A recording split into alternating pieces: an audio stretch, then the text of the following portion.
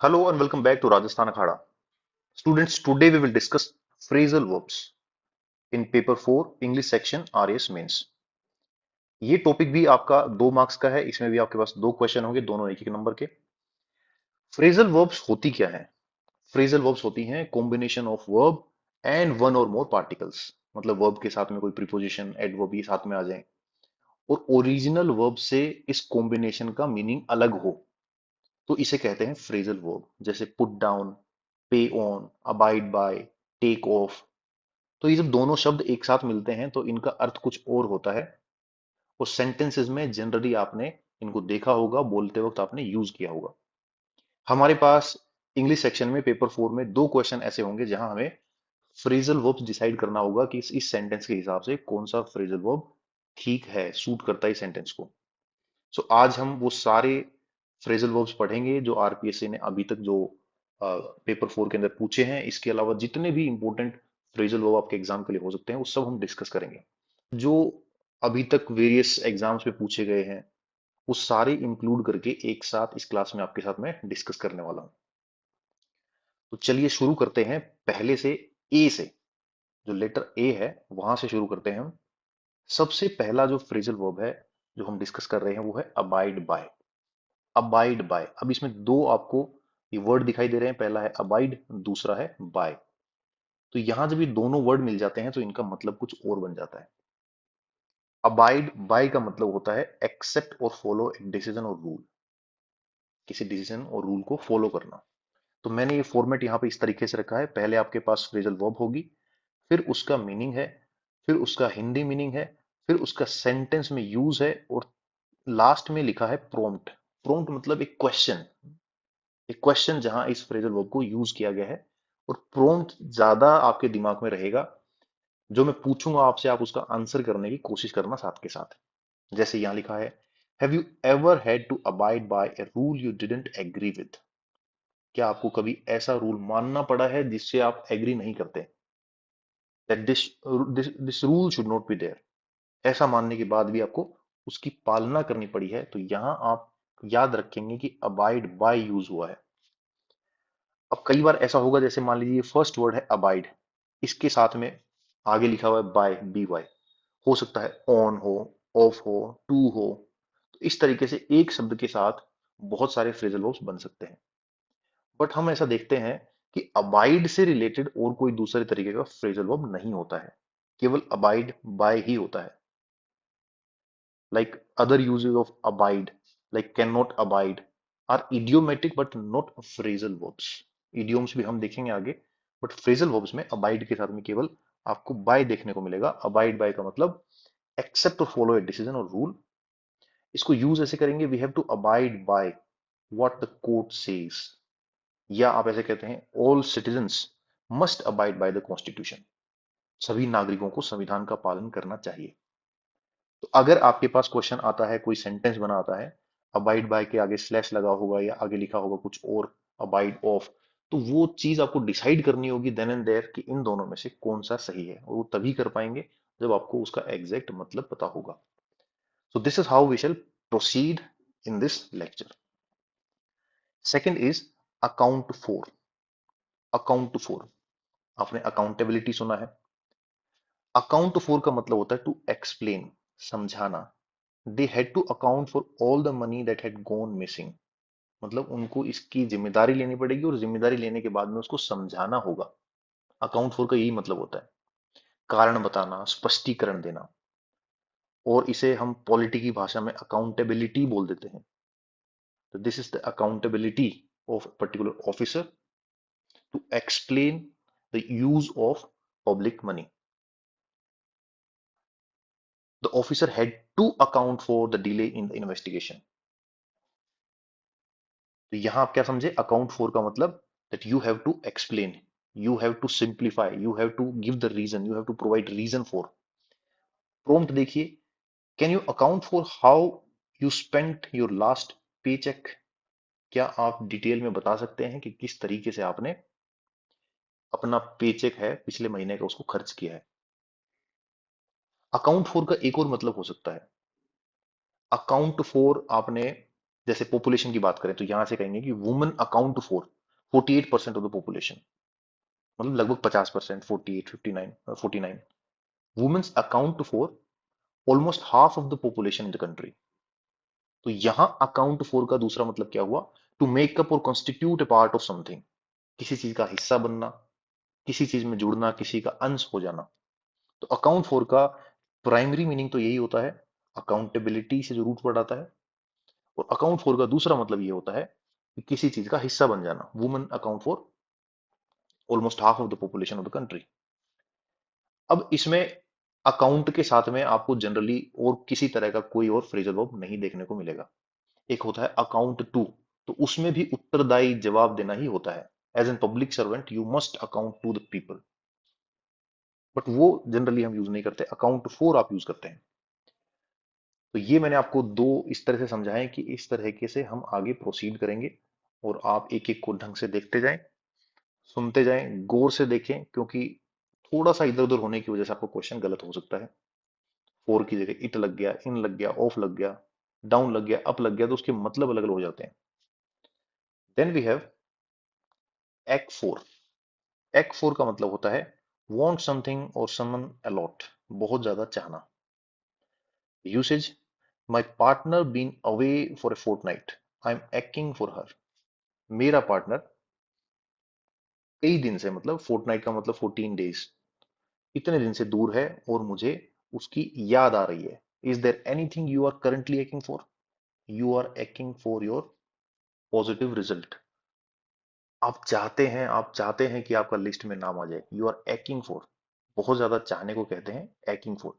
अब phrasal verb मैंने बताया एक वर्ब होती है, साथ में उसके पार्टिकल जुड़ा होता है, प्रीपोजिशन, तो उसकी वजह से उसका कुछ और मतलब निकल जाता है। एक का वैसे मतलब होता है दर्द होना, हेडेक। हेडेक आपने सुना होगा, तो सिर का दर्द इज हेडेक। बट एक फोर जब लग जाता है तो इसका मतलब होता है बहुत ज्यादा चाहना किसी को। Then we have act on. Act on, अब एक्ट ऑन भी दो मतलब होते हैं एक्ट ऑन के। एक तो ये है, एक आगे देखेंगे हम, to take action because of something. ये भी आपने कई बार यूज किया होगा, कार्रवाई करना, acted on. I acted on the advice. The police were acting on a tip from an informer and caught the gang red handed. Police के पास जो इंफॉर्मेशन थी उसके ऊपर कार्रवाई की पुलिस ने, एक्ट अपॉन। इसके लिए प्रोम्प्ट क्या याद रख सकते हैं आप?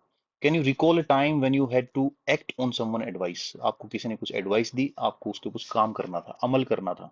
This is act on. अब सेंटेंस के हिसाब से इसका दूसरा मतलब भी होता है। एक्ट ऑन का एक मतलब ये है प्रभाव डालना, इफेक्ट।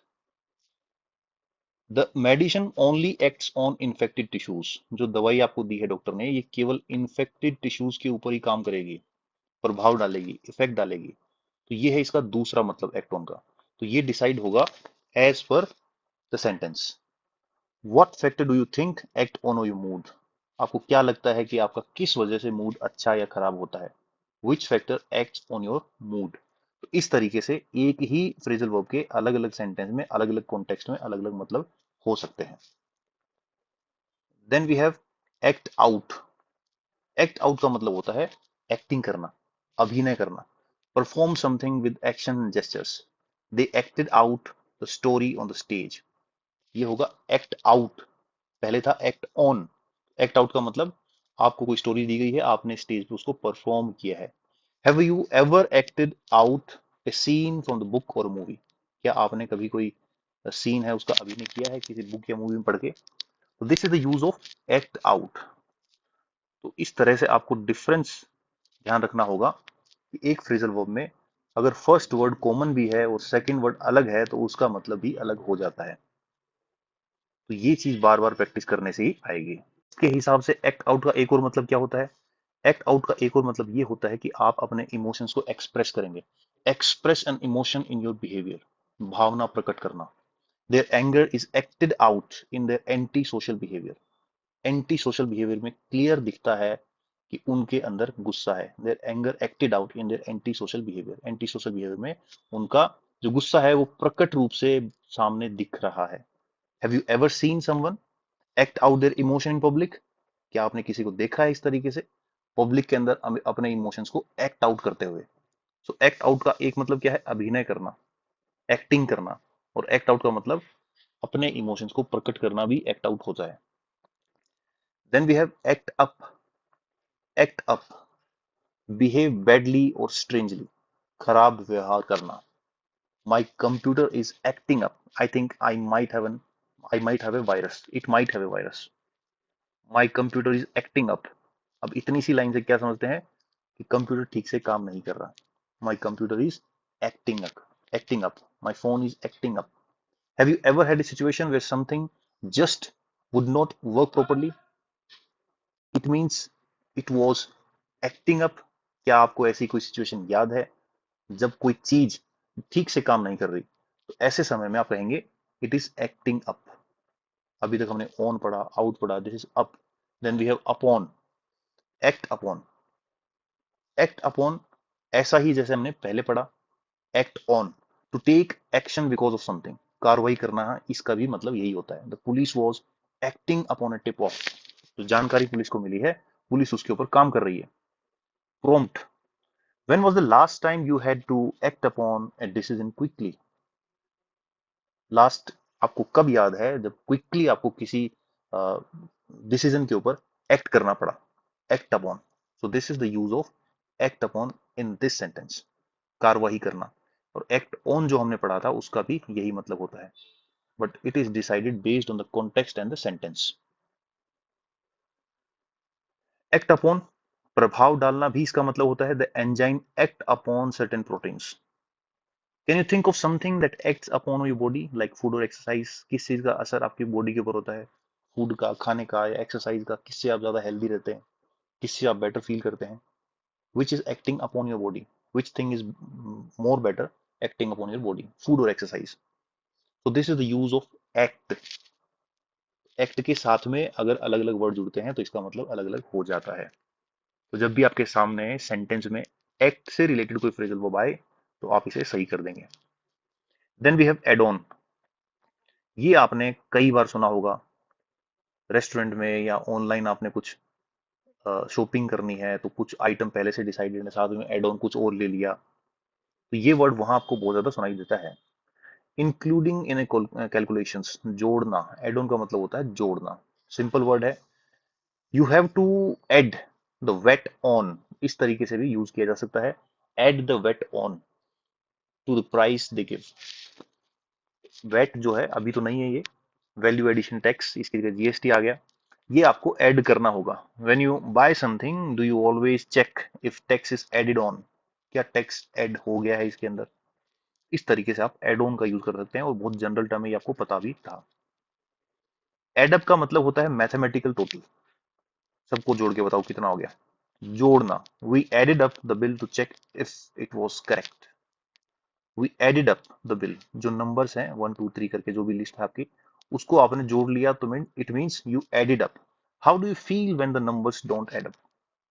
आपको कैसा लगता है जब आपके सामने बहुत सारे नंबर होते हैं वो ऐड नहीं कर पाते आप, नंबर्स डोंट ऐड अप? तो this is the use of add up. Then we have add up to. Add up to, add up to का क्या मतलब है? हैविंग ए सर्टेन रिजल्ट, परिणाम होना। मतलब कुछ हुआ, उसके साथ में एक और कोई इवेंट हो गया, then it is add up to. Train delays are getting worse, train delays are getting worse with high fare, तो मतलब एक तो ये लेट हो रहे हैं और दूसरा किराया ज्यादा है। It all adds to misery of the commuters, ये सारा मिला के क्या हो रहा है, जो यात्री हैं उनकी यात्रा खराब हो रही है, उनका एक्सपीरियंस अच्छा नहीं है। Have you ever had a situation where small things added up to something big? क्या आपने कभी देखा है कि बहुत बड़ी चीजों के साथ छोटी चीजें भी जुड़ गई हैं, उसे और बड़ा कर दिया? Snowball effect, add up to, this is having certain results, परिणाम होना। तो this is the use of add up to. तो यूसेज भी आप देख रहे हैं, साथ ही साथ प्रॉम्प्ट भी आप देख रहे हैं। आप, जब मैं क्वेश्चन पूछता हूं प्रॉम्प्ट, तब आप आंसर करने की कोशिश करें, इससे आपको ज्यादा याद रहेगा। एड अप टू का एक और मतलब है come to a sudden amount of figure, कुल मिलाकर होना। The total cost add up to several million euros, total cost कितनी चली गई है? Several million euros. Add up to, can you calculate what the cost of big event would add up to? मतलब आप assumption लगा रहे हैं कि कितना हो जाएगा, कुल मिलाकर कितना हो जाएगा या कितना हो गया है। Can you calculate the cost of a big event would add up to, कितनी कॉस्ट इसकी हो जाएगी। तो this is the use of add up to, come to a certain amount of figure, कुल मिलाकर कितना हो गया या हो जाएगा। इस तरीके से इसको आप यूज कर सकते हैं। So this is the word add जो हमने अभी तक पढ़ा। काफी सारे इसके यूज आपने देखे, add up to, add up, add on. ठीक है, अब हम चलते हैं अगले पे, agree with. Agree with, what is agree with? प्रभावित करना, affect, usually negative. I feel terrible that food didn't agree with my stomach, मतलब जो खाना खाया वो कुछ प्रभाव नहीं डाल पाया मेरे स्टमक पे, या नेगेटिव प्रभाव डाल दिया, फूड पॉइजनिंग हो गई, प्रभावित कर दिया। Have you ever eaten something that didn't agree with you, जो आपको अच्छा नहीं लगता या आपकी हेल्थ के लिए ठीक नहीं रहता, डॉक्टर ने आपको वो खाने के लिए मना किया है, फिर भी आप उसको खाए और आपको कुछ इस तरह की बीमारी हुई। तो ऐसा आपके साथ कभी हुआ है क्या? Have you ever eaten something that didn't agree with you?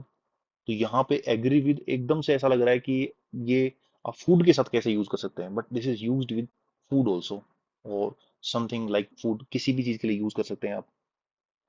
Furniture के लिए यूज कर सकते हैं, didn't agree with your the colour of your room, और the shape of your room, the furniture is not agreeing with, it means ये इस पे इस तरह का प्रभाव डाल रहा है जो कि नेगेटिव है।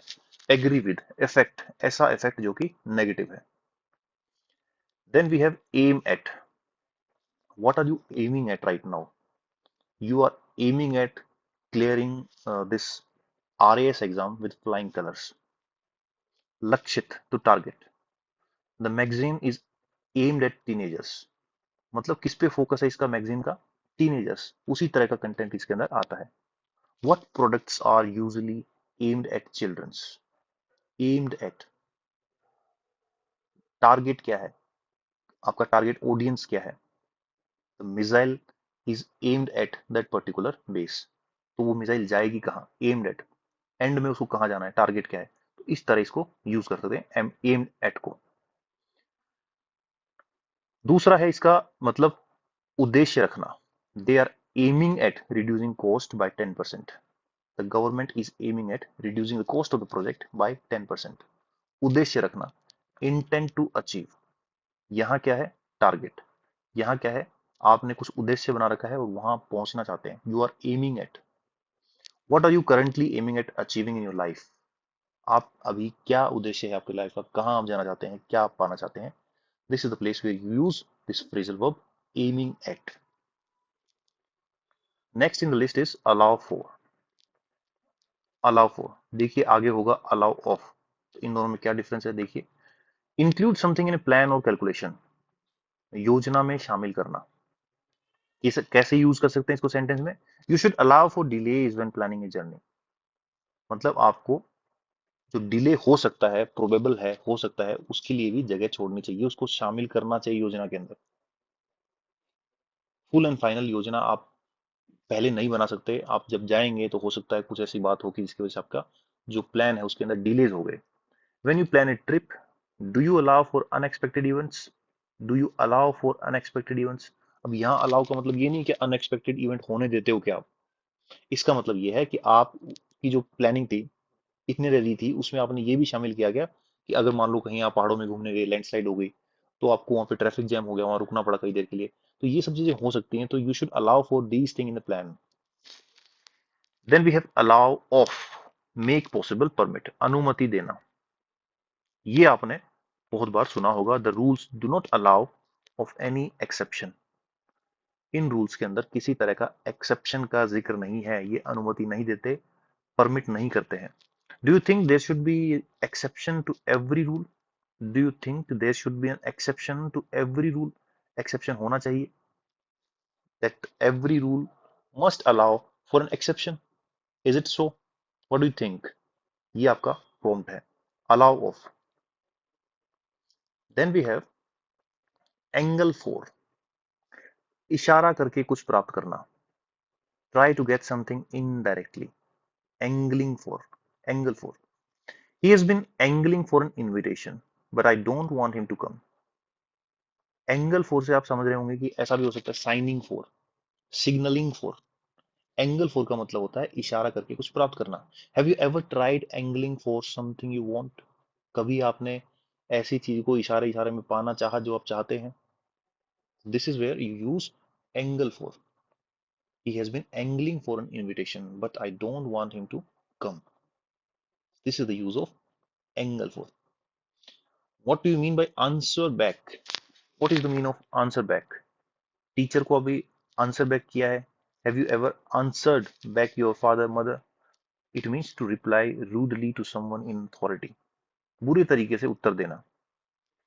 हर mother was shocked when she started answering back and refusing to help. जब उसने मतलब एक अनमैनर्ड और अनसिविलाइज तरीके से आंसर देना शुरू किया, रिप्लाई करना शुरू किया। Have you ever answer back when you shouldn't have? क्या आपने कभी ऐसे जगह पे बुरे तरीके से रिप्लाई किया है जहां आपको नहीं करना चाहिए था? तो this is very use answer back, answer back. Then we have answer for, answer for. अब याद करो अकाउंट फोर को, अकाउंटेबिलिटी को, रेस्पॉन्सिबिलिटी को। Answer for is different from answer back. Answer बैक इज बुरे तरीके से रिप्लाई करना, replying rudely. And answer for is to be held responsible, held responsible, you should be answerable for. ये आपने सुना होगा कई बार। Be held responsible for a problem, जवाबदेही होना, जवाबदेही होना। यूसेज कैसे होगा? The government should made to answer for their failures to sort out the problem. Government को आंसर करना होगा, they have to be answerable, it is their answerability. ये सारे वर्ड यहीं से आते हैं। Have you ever had to answer for something you didn't do?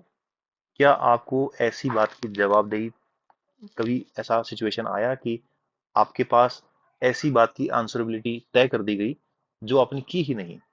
और ऐसा कई बार हुआ भी होगा। Have you ever had to answer for something you didn't do for? This is the use of answer for. Then the next meaning of answer for. Answer for, speak on behalf of someone और from knowing them, किसी का प्रतिनिधित्व करना, to represent someone. Usage कैसे होगा? I can answer for my partner because I no her position on the issue.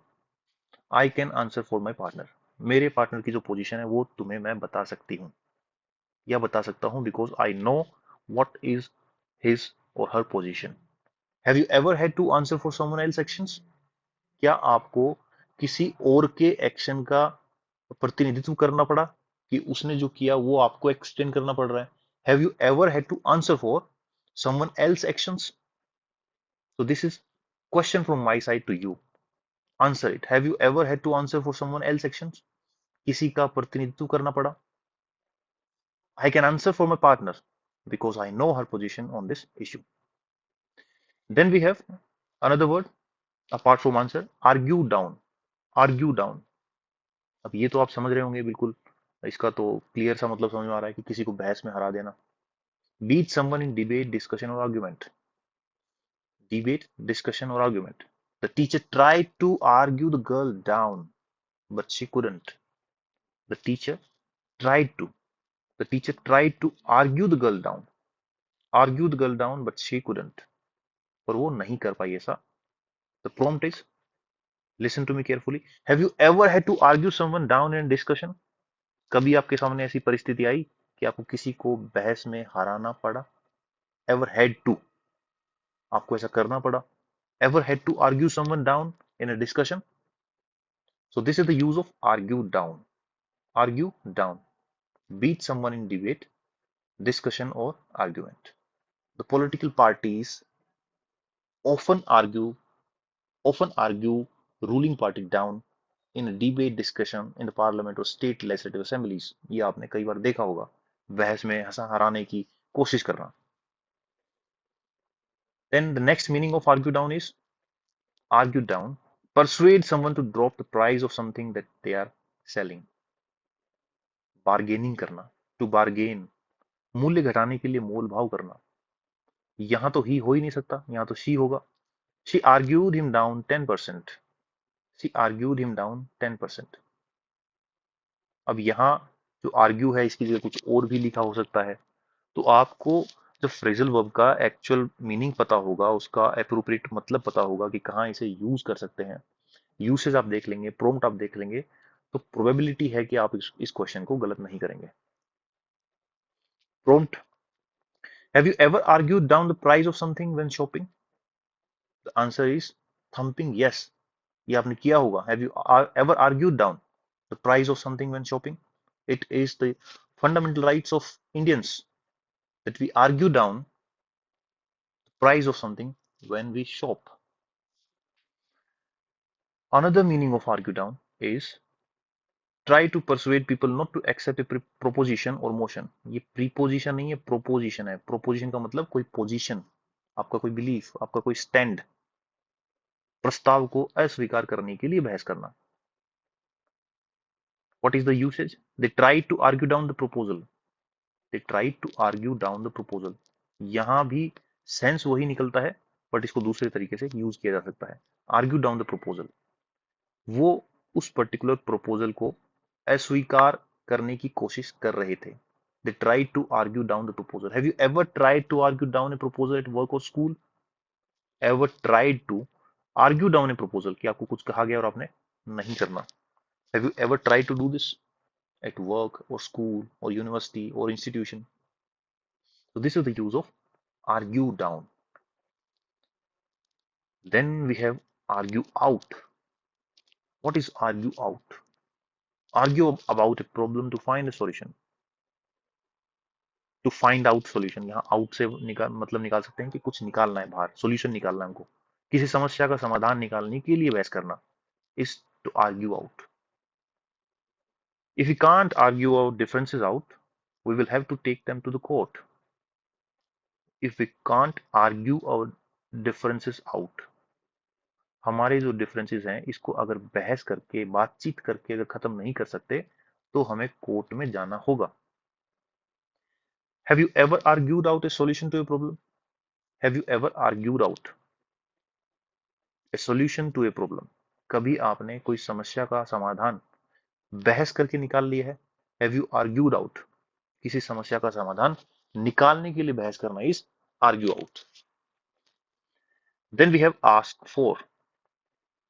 Very simple, you have used it so many times, you have practically used it so many times. Ask how somebody is doing, especially professionally and in terms of health, किसी के बारे में पूछना। He asked out my father. He asked about my father. Ask about. Ask about my father. किसी के बारे में पूछना। Very simple. Ask about. पूछना किसी के बारे में। Have you ever asked about someone well-being at work? तो इसके बारे में तो कोई इश्यू नहीं है, ये तो आपको आता है। Then we have ask after. Ask after. Ask after तब होगा जब कोई बीमार हो, उसकी हेल्थ के बारे में आपने पूछना हो, तब आप कहेंगे ask after. Inquire about someone health. How life is going. किसी के स्वास्थ्य के बारे में पूछना। Jenny rang earlier and asked after you, so I told her you were fine. उन्होंने मुझे फोन किया और पूछा कि आप कैसे हैं। Asked after you. Have you ever asked after someone health? किसी की हेल्थ के बारे में आपने पूछा? तो बिल्कुल आप ध्यान रखिए, इनमें फर्क होता है। आस्क अबाउट अगर हेल्थ लिखा हो, मान लीजिए इसमें यहीं पे क्वेश्चन बनाते हैं हम, इसमें अगर ये लिखा होता है यहाँ पे आस्क आफ्टर या आस्क अबाउट, तो आप यहाँ डिसाइड कर पाएंगे कि यहाँ पे ask after is the correct word because it is talking about health, that you were fine, you were fine. Then we have ask around. Ask a number of people for information और help. कई लोगों से जानकारी या मदद के लिए पूछना, इधर उधर जाना, पूछना। I have no idea but I ask around at work and see if anyone can help. मुझे अभी कुछ नहीं पता but I will ask around. जब आप कहीं जाते हैं तो आप रास्ता पूछते हैं कि ये पर्टिकुलर जगह किधर होगी, तो आपके घर वाले जो चिंता करते हैं कैसे जाओगे, तो आप कहेंगे I will ask around, I don't know, I have no idea right now but I will ask around. Ask around at work and see if anyone can help me. Have you ever had to ask around for information? Ask around for information, ये है इसका एक मतलब। दूसरा इसका मतलब क्या है? दूसरा इसका मतलब है किसी को आमंत्रित करना, invite someone. So it is based on the context or the sentence where a particular phrasal verb is used. We asked about, we asked them around for dinner. We asked them around for dinner. Asked them around for dinner. अब हम generally क्या बोलते हैं? We asked them for dinner. हमने dinner के लिए पूछा, but correct word होगा asked them around for dinner. Have you ever asked someone around for a meal? खाने के लिए पूछना, आमंत्रित करना, अपने घर पे बुलाना, इसके लिए आप यूज करेंगे ask around. Ask for,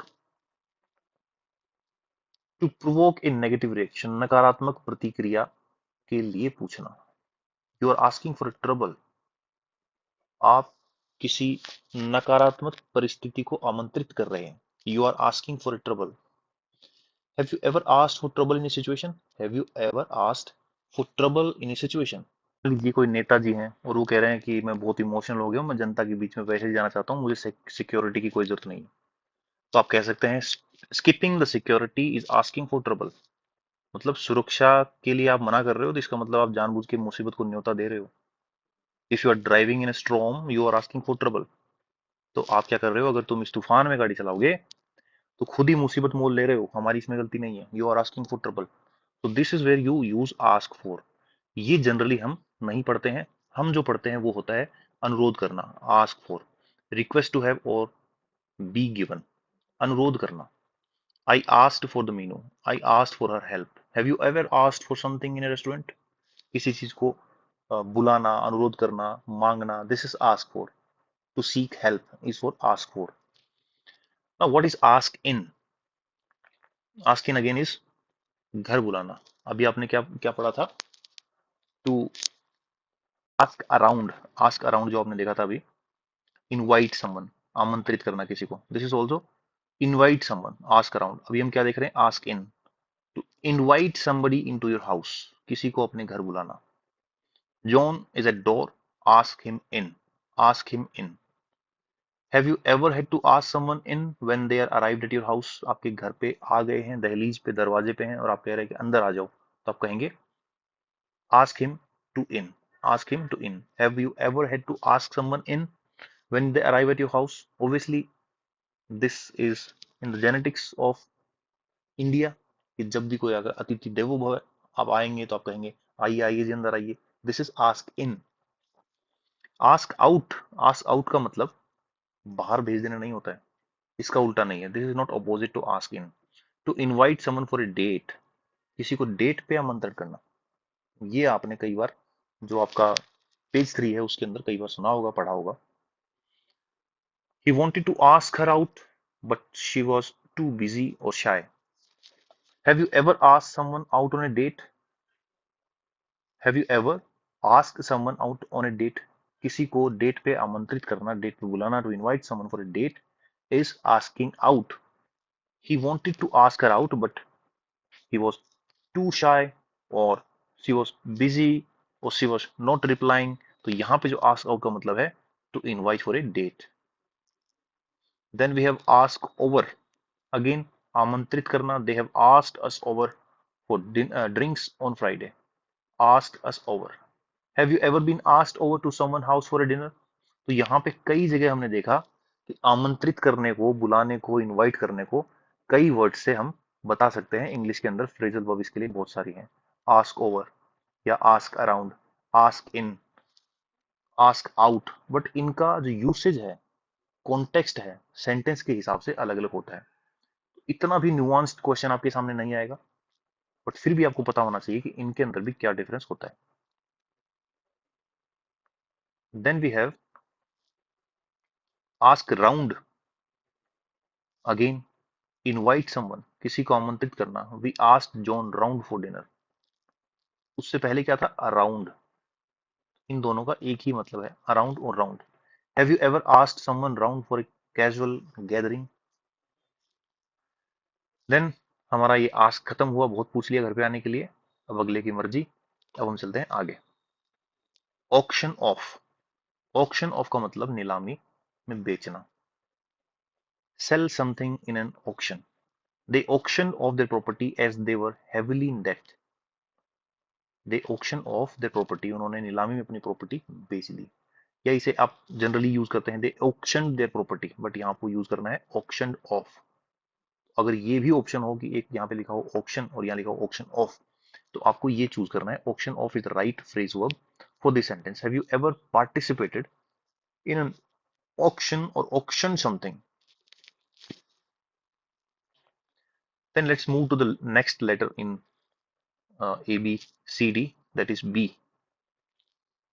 Retreat or go backward. इसको क्या कहेंगे? Back away. Back away is the phrasal verb which means retreat or go backward. पीछे हट जाना. पीछे हट जाना. The crowd backed away when the man pulled a knife. जैसे ही चाकू निकाला, सब पीछे हट गए. The crowd backed away. Pakistan backed away immediately when India announced a war. When the man pulled a knife. Have you ever had to back away from a dangerous situation? कोई खतरनाक situation से आपको पीछे हटना पड़ा कभी? याद आ रहा है कुछ? Back away. Then we have back down. Retreat or withdraw your position or proposal in an argument. Back down. Back down का मतलब होता है अपनी स्थिति से पीछे हटना. ये है पीछे हटना, और ये आपने कोई पोजीशन पहले ली हुई थी अपनी आर्गुमेंट में, अपनी बात में, अपनी फिलोसफी को लेके, अपने व्यूज को लेके, उससे आप पीछे हटे. She refused to back down and was fired. मतलब उसने अपनी बात से पीछे हटने से मना कर दिया और उसे नौकरी से निकाल दिया गया. She was fired. Have you ever had to back down in an argument? किसी आर्गुमेंट में आपको पीछे हटना पड़ा है? याद आ रहा है कभी? Back down. बैक अवे का मतलब रिट्रीट और गो बैकवर्ड. ये फिजिकल है कि कोई सेना पीछे चली गई या किसी डिस्प्यूट के अंदर कोई पार्टी पीछे चली गई. But back down is generally use in conversations और heated debate or arguments. Then we have back into. अब बैक से ही कितने वर्ड बनते हैं देख लीजिए. Back into. Enter a parking area in reverse gear. गाड़ी को रिवर्स में पार्क करना is back into. He prefer to back his car into the garage. Have you ever backed your car into parking spot? तो ये बहुत ही specific हो गया. Back into, गाड़ी को रिवर्स में पार्क करना. Enter a parking area in reverse gear. Then we have again retreat के लिए एक और वर्ड हमारे पास है, वो है बैक ऑफ. बैक ऑफ, ये भी आपने कई बार सुना होगा और यूज भी किया होगा. रिट्रीट, पीछे हटना. The police told the protester to back off. Police siren में, स्पीकर में जोर से बोल के बैक ऑफ. बैक ऑफ ये सुना होगा वर्ड आपने कई बार. Have you ever had to back off from a confrontation? तो ये भी बैक ऑफ है. आपने अभी थोड़ी देर पहले क्या पढ़ा?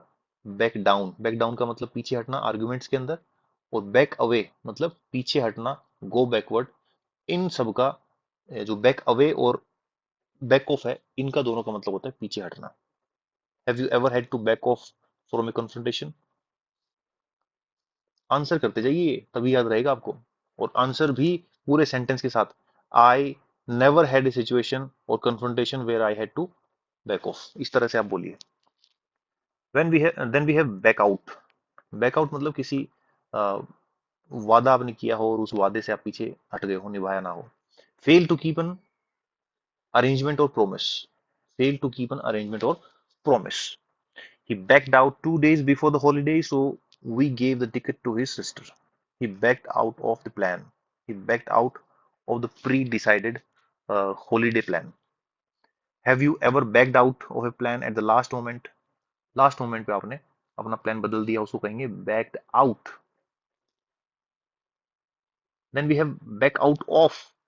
Back out of, समझौता ना निभाना. She backed out of the agreement at the last minute. इन दोनों का एक ही मतलब है, बैक आउट और back out of. Have you ever back out of an important agreement? Back out of.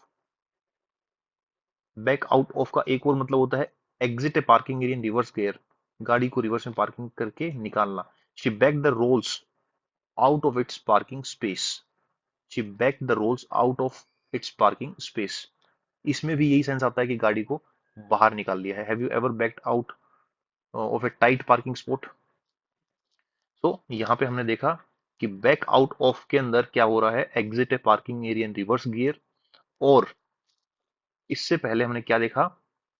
Back into, entering A parking area in reverse gear. एक में पार्किंग के अंदर जा रहे हैं, एक में पार्किंग से बाहर आ रहे हैं। Then we have break in. तो कुछ ऐसे वर्ड्स हैं जो बहुत ज्यादा इंपॉर्टेंट नहीं लगते हैं मुझे भी, क्योंकि हालांकि ये सारे वर्ड्स वही हैं जो अभी तक एग्जाम्स में पूछे गए हैं। ये सारे वहीं से लिए गए हैं, चाहे एसएससी की बात हो या अदर स्टेट पीसीएस की बात हो। बट कुछ वर्ड्स ऐसे हैं जो बहुत बार हमको देखने को मिले हैं अलग अलग एग्जाम के अंदर। ब्रेक इन का मतलब होता है टू एंटर प्लेस इलीगली और फोर्सफुली, और टू इंटरप्ट या इंट्रूजन, इनकर्जन इसको बोलते हैं, इनकर्जन। घुसना, हस्तक्षेप करना। The burglar tried to break in through the back door last night. Break in. Break in through मतलब विंडो से अंदर घुस जाना। Have you ever had to break in a new pair of shoes or equipment?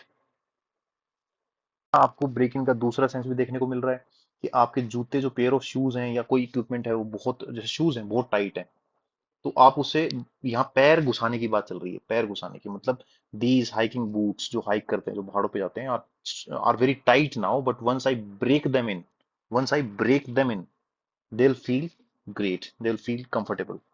तो यहाँ break in का मतलब ये भी हो सकता है the police broke in into the house, तो ये भी यूज हो सकता है। और दूसरा ब्रेक इन किसके लिए भी यूज हो सकता है? आपका कोई इक्विपमेंट है, कोई शूज है, आप उसको इतना यूज कर लो कि आप उसमें कंफर्टेबल हो जाओ बाद में। तो यहाँ घुसने का, हस्तक्षेप करने का दूसरा सेंस भी निकल के आता है। Then we have backup, as you all know, very common phrasal verb.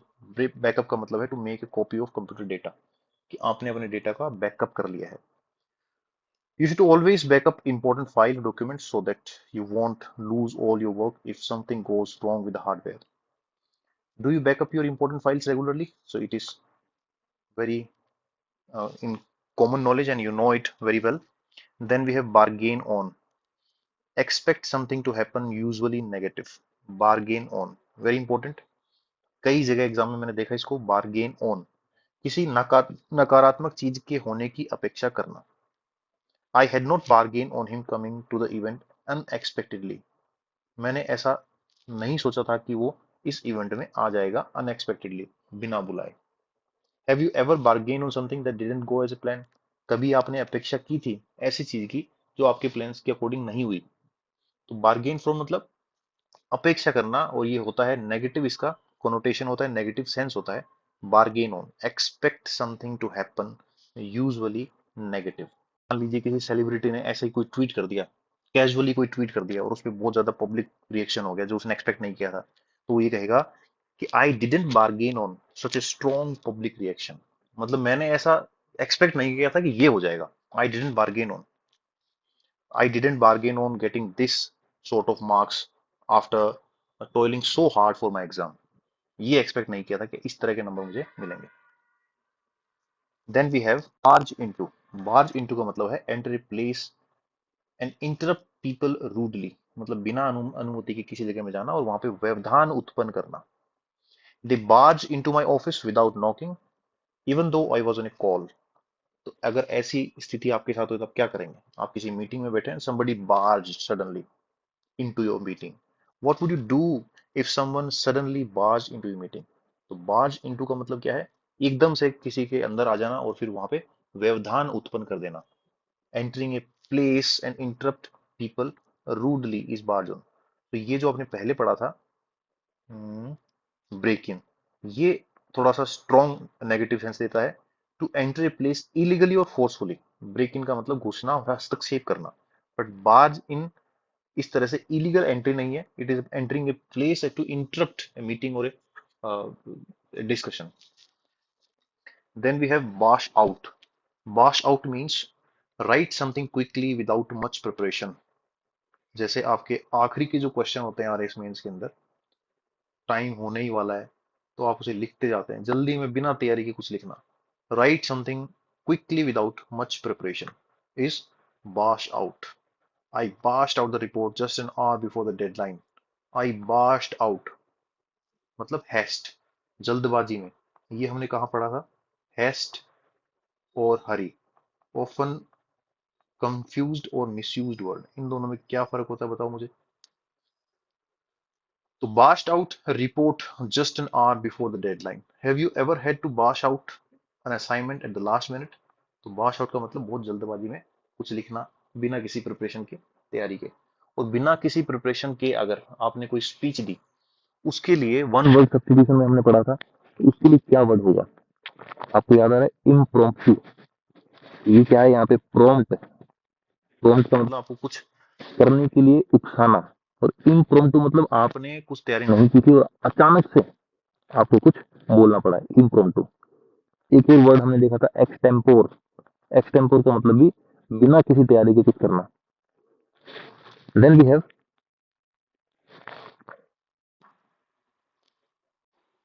बोल आउट। बोल आउट का मतलब होता है चिल्लाना। बोल का मतलब भी यही होता है जोर से चिल्लाना। और बोल आउट क्या होगा? स्कोल्ड और शाउट एट समवन, किसी पर जोर से डांटना या चिल्लाना। जोर से डांटना या चिल्लाना। यूसेज कैसे कर सकते हैं इसका? She bawled me out for not attending the team meeting. She bawled me out for not attending the team meeting. Team meeting में नहीं जाने की वजह से वो मुझ पे जोर से चिल्लाई। Prompt. Now I ask you, have you ever been bawled out by teacher और बॉस? कभी आपको टीचर ने जोर से डांटा है या बॉस ने जोर से चिल्लाया है आपके ऊपर? So this is how bawl out is used in a sentence. तो बॉल आउट का मतलब जोर से डांटना या चिल्लाना, स्कोल्ड और shout at someone. Then we have be cut out for. Be cut out for, are you cut out for RAS exam? Are you cut out for being an RAS officer? It means to be suitable और have necessary qualities.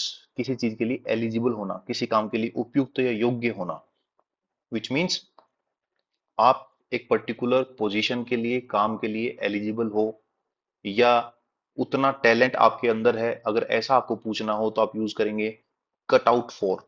He is not cut out for, he is not cut out for working in high pressure environment. अत्यधिक दबाव जहां आता है, इस तरह के माहौल में वो काम नहीं कर सकता। तो उसके लिए आप कहेंगे he is not cut out for working in high pressure environment. इसके लिए प्रॉम्प्ट क्या है? Do you think you are cut out for public services role? Do you think you are cut out for public service role? तो इसका answer आप मुझे बताओ।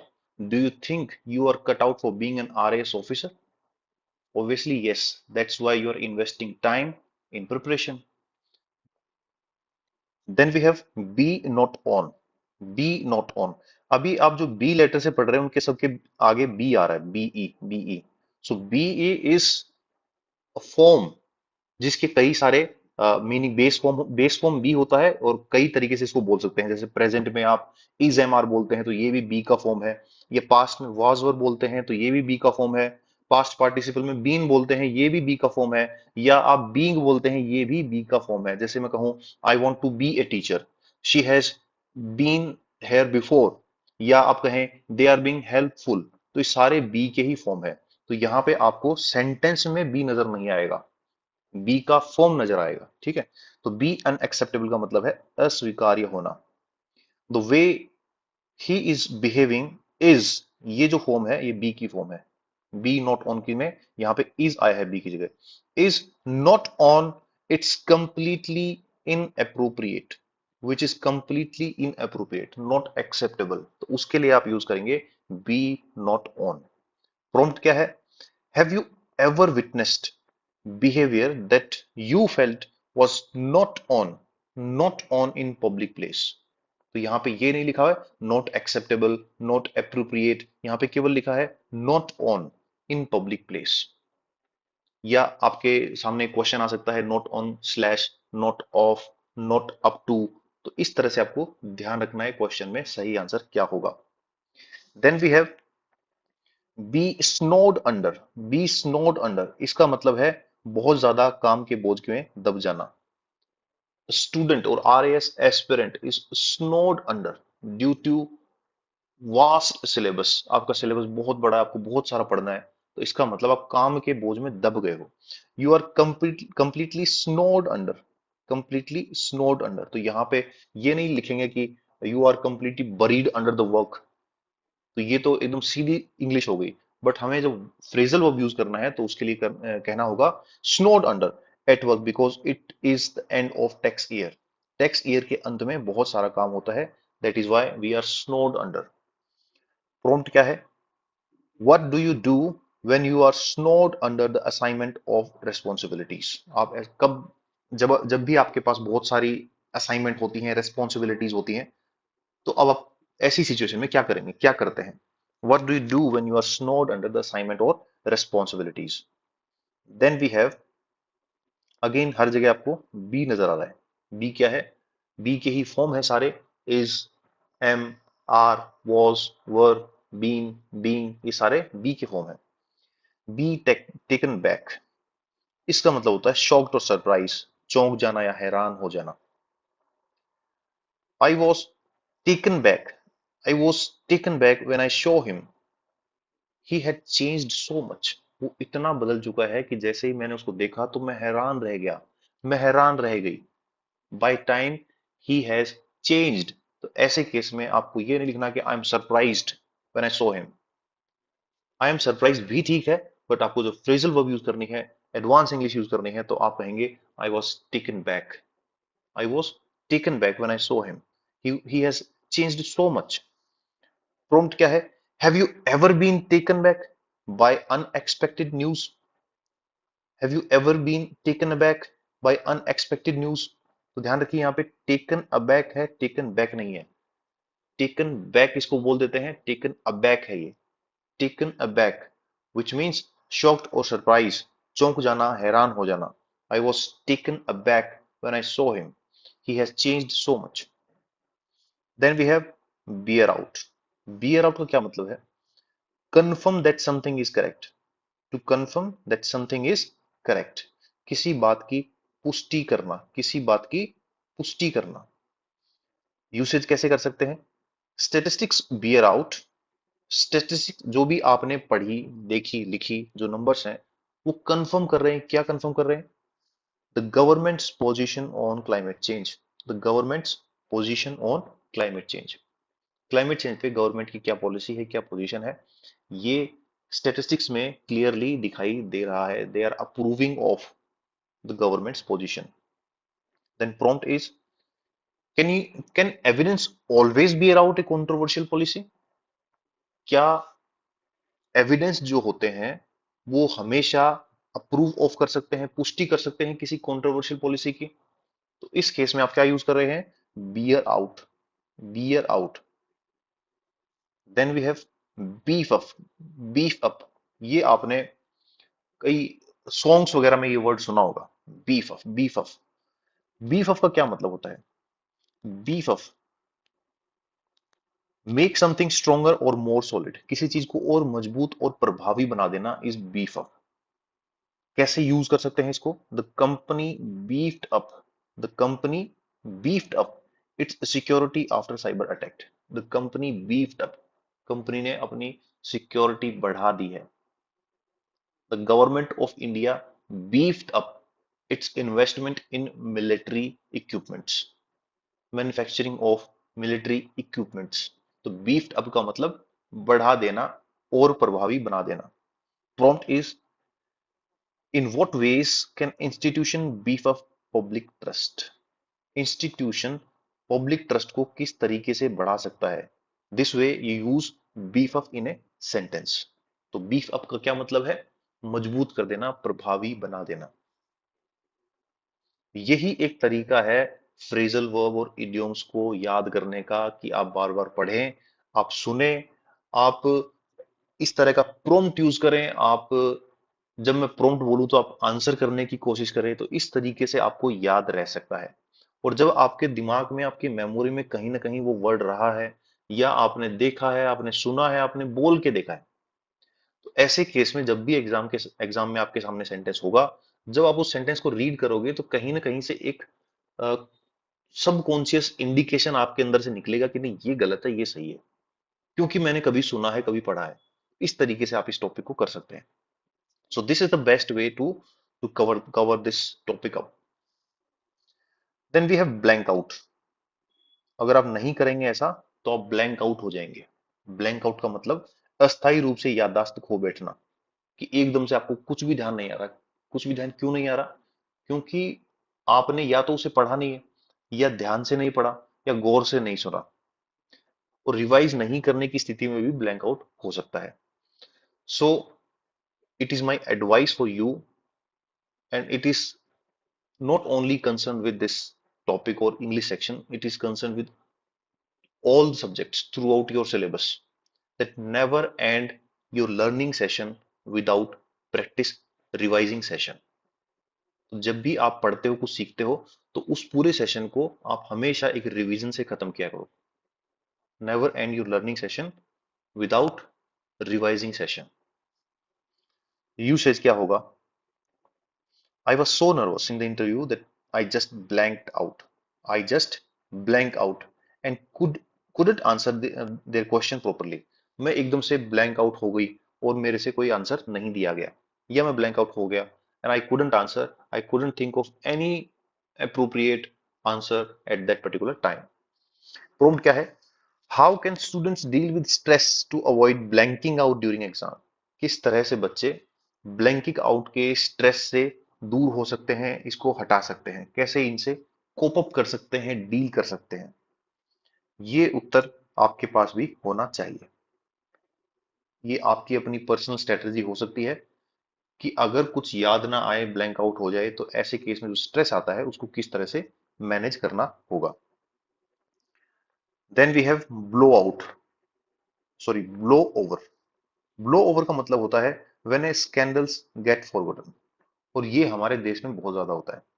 तो ये आपको अच्छी तरह से पता होना चाहिए. ब्लो ओवर का मतलब होता है कि जब कोई विवाद होता है तब तो उसकी बहुत बात हो रही होती है, बहुत डिस्कशन हो रहा होता है, डिबेट हो रही होती है उसके ऊपर, हर न्यूज चैनल के ऊपर वो दिखाया जाता है. Everybody is talking about that particular topic subject. But as and when a new incident happens, everyone forgets the older one, कि पुराना वाला कुछ था ही नहीं, इस तरीके से वो खत्म हो जाता है. जब कोई विवाद समय के साथ खत्म हो जाए, it means the scandal blew over.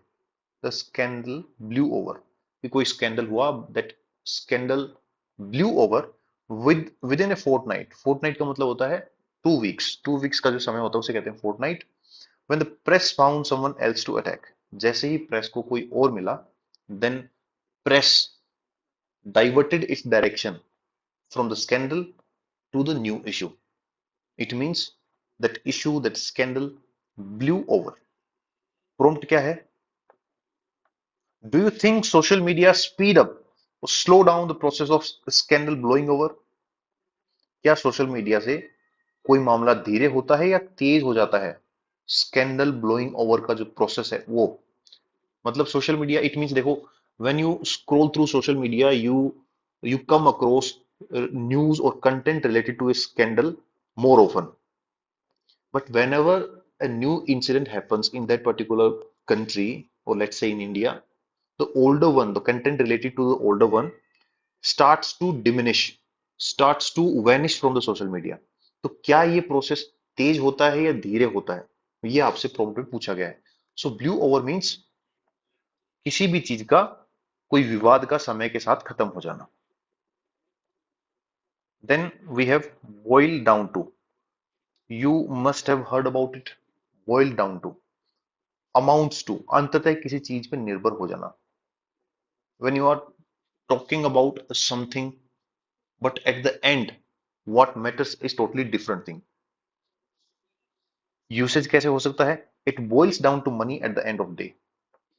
You talk about morals, values, ethics, and lot of things, but at the end of the day you require money for your livelihood.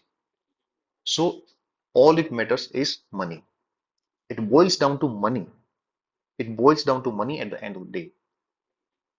Whatever you do, whatever you talk about, whatever argument you win, but the end of the day, do you have enough money for your livelihood? That matters. अंततः किसी चीज पे निर्भर हो जाना. It all boils down to money. Prompt is, in policy making, what do most decisions ultimately boils down to? It is asking, when government decides or arrive at a policy, what do most decisions ultimately boils down to? I think its answer lies in transparency, effectiveness, efficiency with which the executive or the bureaucratic machinery executes that particular policy on ground. So what, however good the policy is, at the end of the day, it boils down to the effectiveness of policy or the change it makes at the ground, the change it brings in the life of the masses. So I think this should be the answer of this question. Then born upon. Born upon means study hard for a goal or reason. किसी विशेष उद्देश्य के लिए जमकर पढ़ाई करना. This is totally relatable to you and the other students who are preparing for RAS mains. Born upon. I need to bone upon my French grammar for the test. I need to bone upon. I need to bone upon the syllabus or the content which is being provided to me for my RAS mains examination. Why it is important to bone upon constitutional history before a law exam? Why it is important to bone upon?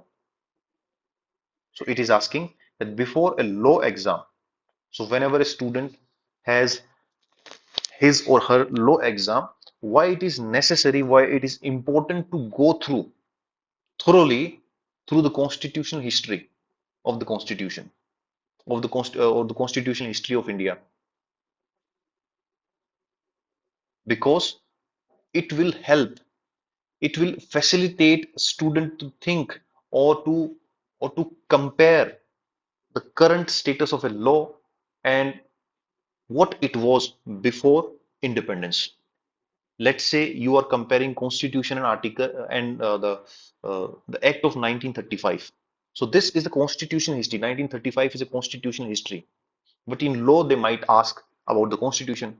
So if you know the constitution history, you can rightly compare between two laws and arrive at a decision or analysis. So this is born upon, to study hard. Then we have be down. Then we have be down. Be down means feel sad or depressed. उदास या निराश महसूस करना. She's been down. She's been down. So this is the be, and the form of be could be been. I have discussed it with you earlier that there are many forms of be. Is, am, are, was, were, be, been, being. So these are all forms of be which can be used in a sentence. So here we are saying been is used before down, not be. So this is a form of be. She's been down since hearing the news about her friend. She might have heard something bad about her friend's health. That's why she's down. She's been down since hearing the news about her friend. So what is the prompt for you? How can employees stay motivated if they feel down due to work pressure? And this is a common phenomena today. The employees usually feel demotivated because of huge exaggerated work pressure on them. How can employees stay motivated if they feel down due to work pressure? In some cases, it is actually exaggerated, and in some cases, it is real. The work pressure is too much to handle. How can employees stay motivated if they feel down? So, feeling down means feeling depressed. Then we have bear on. Bear on. Be relevant to, किसी विषय से संबंधित होना. ये हमने थोड़ी देर पहले भी देखा था. इससे रिलेटेड हमने एक सेंटेंस देखा था.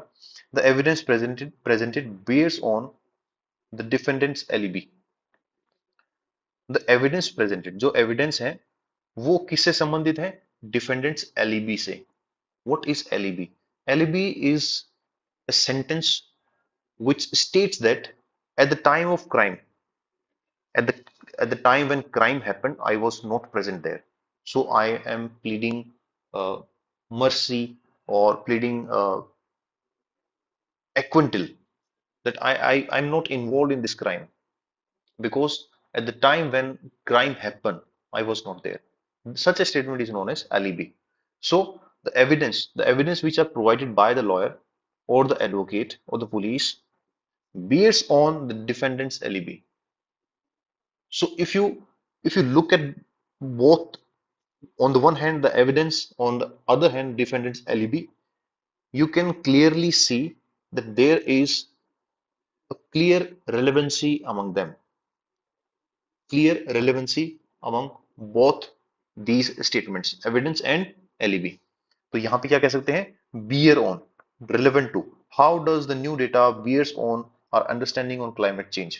किस तरह से हमारी जो क्लाइमेट चेंज की पहली अंडरस्टैंडिंग है, जो हम जानते हैं क्लाइमेट चेंज के बारे में, कैसे वो रिलेवेंट है डेटा उस अंडरस्टैंडिंग के लिए. So bear on means be relevant to. Then we have branch out, very easy, move into different areas, किसी नए क्षेत्र में प्रवेश करना. Supermarket has branched out into banking. Supermarket ने बैंकिंग का काम भी शुरू कर दिया. ये बहुत इजी है, आपको पता भी होगा. प्रॉम्प्ट क्या हो सकता है? How can government institution strategically branch out to better serve citizens? Government institution किस तरह से ब्रांच आउट कर सकते हैं अलग अलग एरियाज में, they can go and serve the masses. How this can be accomplished? So this is the prompt. Then we have blurt out. Blurt out means say something quickly without thinking, especially something inappropriate. Especially inappropriate. बिना सोचे समझे कुछ बोल देना, विशेषकर अनुपयुक्त बात. Usage कैसे हो सकता है? I was really angry when he blurted out the secret. उसके पास एक सीक्रेट था, उसने बिना सोचे समझे उस सीक्रेट को पब्लिक कर दिया. So I became angry because it was not expected of him to blurt it out. Then what could be the prompt?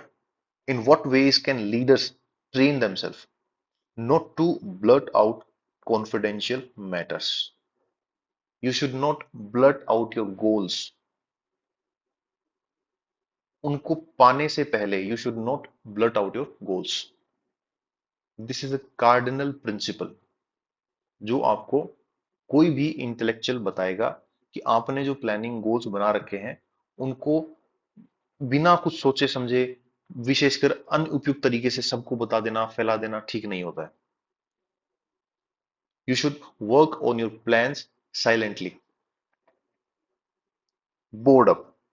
Board up means this is a frequent phrase which was in news or which was seen in news during the Palestine and Gaza conflict. Board up का मतलब cover Windows and doors with would और metal. खिड़कियां दरवाजों को लकड़ी या धातु से बंद कर देना. बोर्ड अप का मतलब होता है बंद कर देना. They board up all windows to stop people getting into the enemy's house. सारी खिड़की दरवाजों को इन्होंने बंद कर दिया. आपके लिए प्रॉम्प्ट ये है, why do cities board up buildings after natural disaster और प्रोटेस्ट? शहरों के अंदर खिड़कियां दरवाजे क्यों बंद कर लेते हैं जब किसी तरह का कोई प्रोटेस्ट होता है, या कोई रिलीजियस कंफ्लिक्ट है, या एथनिक क्लैश है कोई, तो ऐसे केस के अंदर क्या होता है? खिड़कियां दरवाजे बंद कर लेते हैं लोग. Then we have bog down. Bog down, slow progress और बिकम स्टक. स्लो प्रोग्रेस, किसी कार्य में उलझ जाना या रुक जाना. Yashini get bogged down. Yashini get bogged down in his research and didn't finish the project in time. Some students get bogged down in their syllabus while preparing for RS exam. What factors commonly cause bureaucratic systems to bog down? क्यों bureaucratic system slow होता है? ये आपके लिए public administration का question भी बनता है कि ब्यूरोक्रेटिक सिस्टम स्लो क्यों हो जाता है, या स्टक क्यों हो जाता है किसी एक पर्टिकुलर पोजीशन के ऊपर, किसी एक पर्टिकुलर लेडर के ऊपर की फाइल बस अटक गई है. So this is bogged down. The bureaucratic process has been bogged down. Bottle up, not express your emotion. अपनी भावनाओं को दबाना या छिपाना. बोटल अप, तो यहाँ पे अप वर्ड से जनरली ये लग सकता है कि यहाँ पे भावनाओं को बताने की बात हो रही है, बट यहाँ भावनाओं को छिपाने की बात हो रही है. She bottled up. She bottled up her feelings even though she was furious with them and kept quiet. वो बहुत गुस्सा थी उनसे, but even then she bottled up her feelings. उन्होंने अपनी भावनाओं को बताया नहीं. प्रॉम्प्ट क्या है आपके लिए? प्रॉम्प्ट ये है, एक सवाल है आपसे, how does bottling up emotions affect mental health in high pressure professions? ये इसमें से कोई भी प्रॉम्प्ट आपसे इंटरव्यू में पूछा जा सकता है। ये डायरेक्टली सवाल आपसे हैं। These are the question directly to you and they may be asked in interview that what could be the best strategy to be applied to cope up with high pressure environment in your profession. And as an RAS officer, as an SDM, you would probably feel it very often. How does bottling up emotion affect mental health in high pressure professions? Bounce back very easy, बहुत ही अच्छी तरह से सबको पता होगा कि वापस से आ जाना, रिकवर फ्रॉम सेटबैक। ये आपने क्रिकेट में कई बार सुना होगा that Virat Kohli bounce back after an injury, recover from A setback. किसी कठिनाई असफलता से उबर के आ जाना, परफॉर्मेंस ठीक नहीं चल रही थी, आउट ऑफ फॉर्म थे, but now he bounce back. The economy is bouncing back from the recession, bouncing back, वापस से ठीक हो रही है। प्रॉम्प्ट क्या हो सकता है आपके लिए? This is a question to you, what key qualities help a society bounce back after a crisis? Again, a very valid question for an interviewer to you. What key qualities help a society bounce back after a crisis? This may be asked in relation to the ethnic clash which occurred in the recent past in Manipur. Then they may ask you that what qualities help a society, what qualities of a member which they possess, which help a society to bounce back from that crisis. Now answer me three such qualities. Then we have break away. What is break away? Escape from control. कैदी भाग गया. The prisoner broke away from custody during transfer. Transfer के दौरान कैदी भाग गया, नियंत्रण से बाहर निकल जाना, escape from control. What systematic issues allow criminals to break away from law enforcement? Systematic issues, क्या ऐसे लूप होल्स हैं जिससे क्रिमिनल, जिनको यूज करके क्रिमिनल लॉ एनफोर्समेंट से भाग जाते हैं, इनके नियंत्रण से बाहर हो जाते हैं? So in these cases you should use break away, और ब्रेक अवे का सही मतलब क्या है? Escape from control. Break through, break through, it is a great break through. Overcome a barrier और डिफिकल्टी, बाधा पार करना. कैसे यूज कर सकते हैं इसको? Scientist broke through a major hurdle in vaccine development.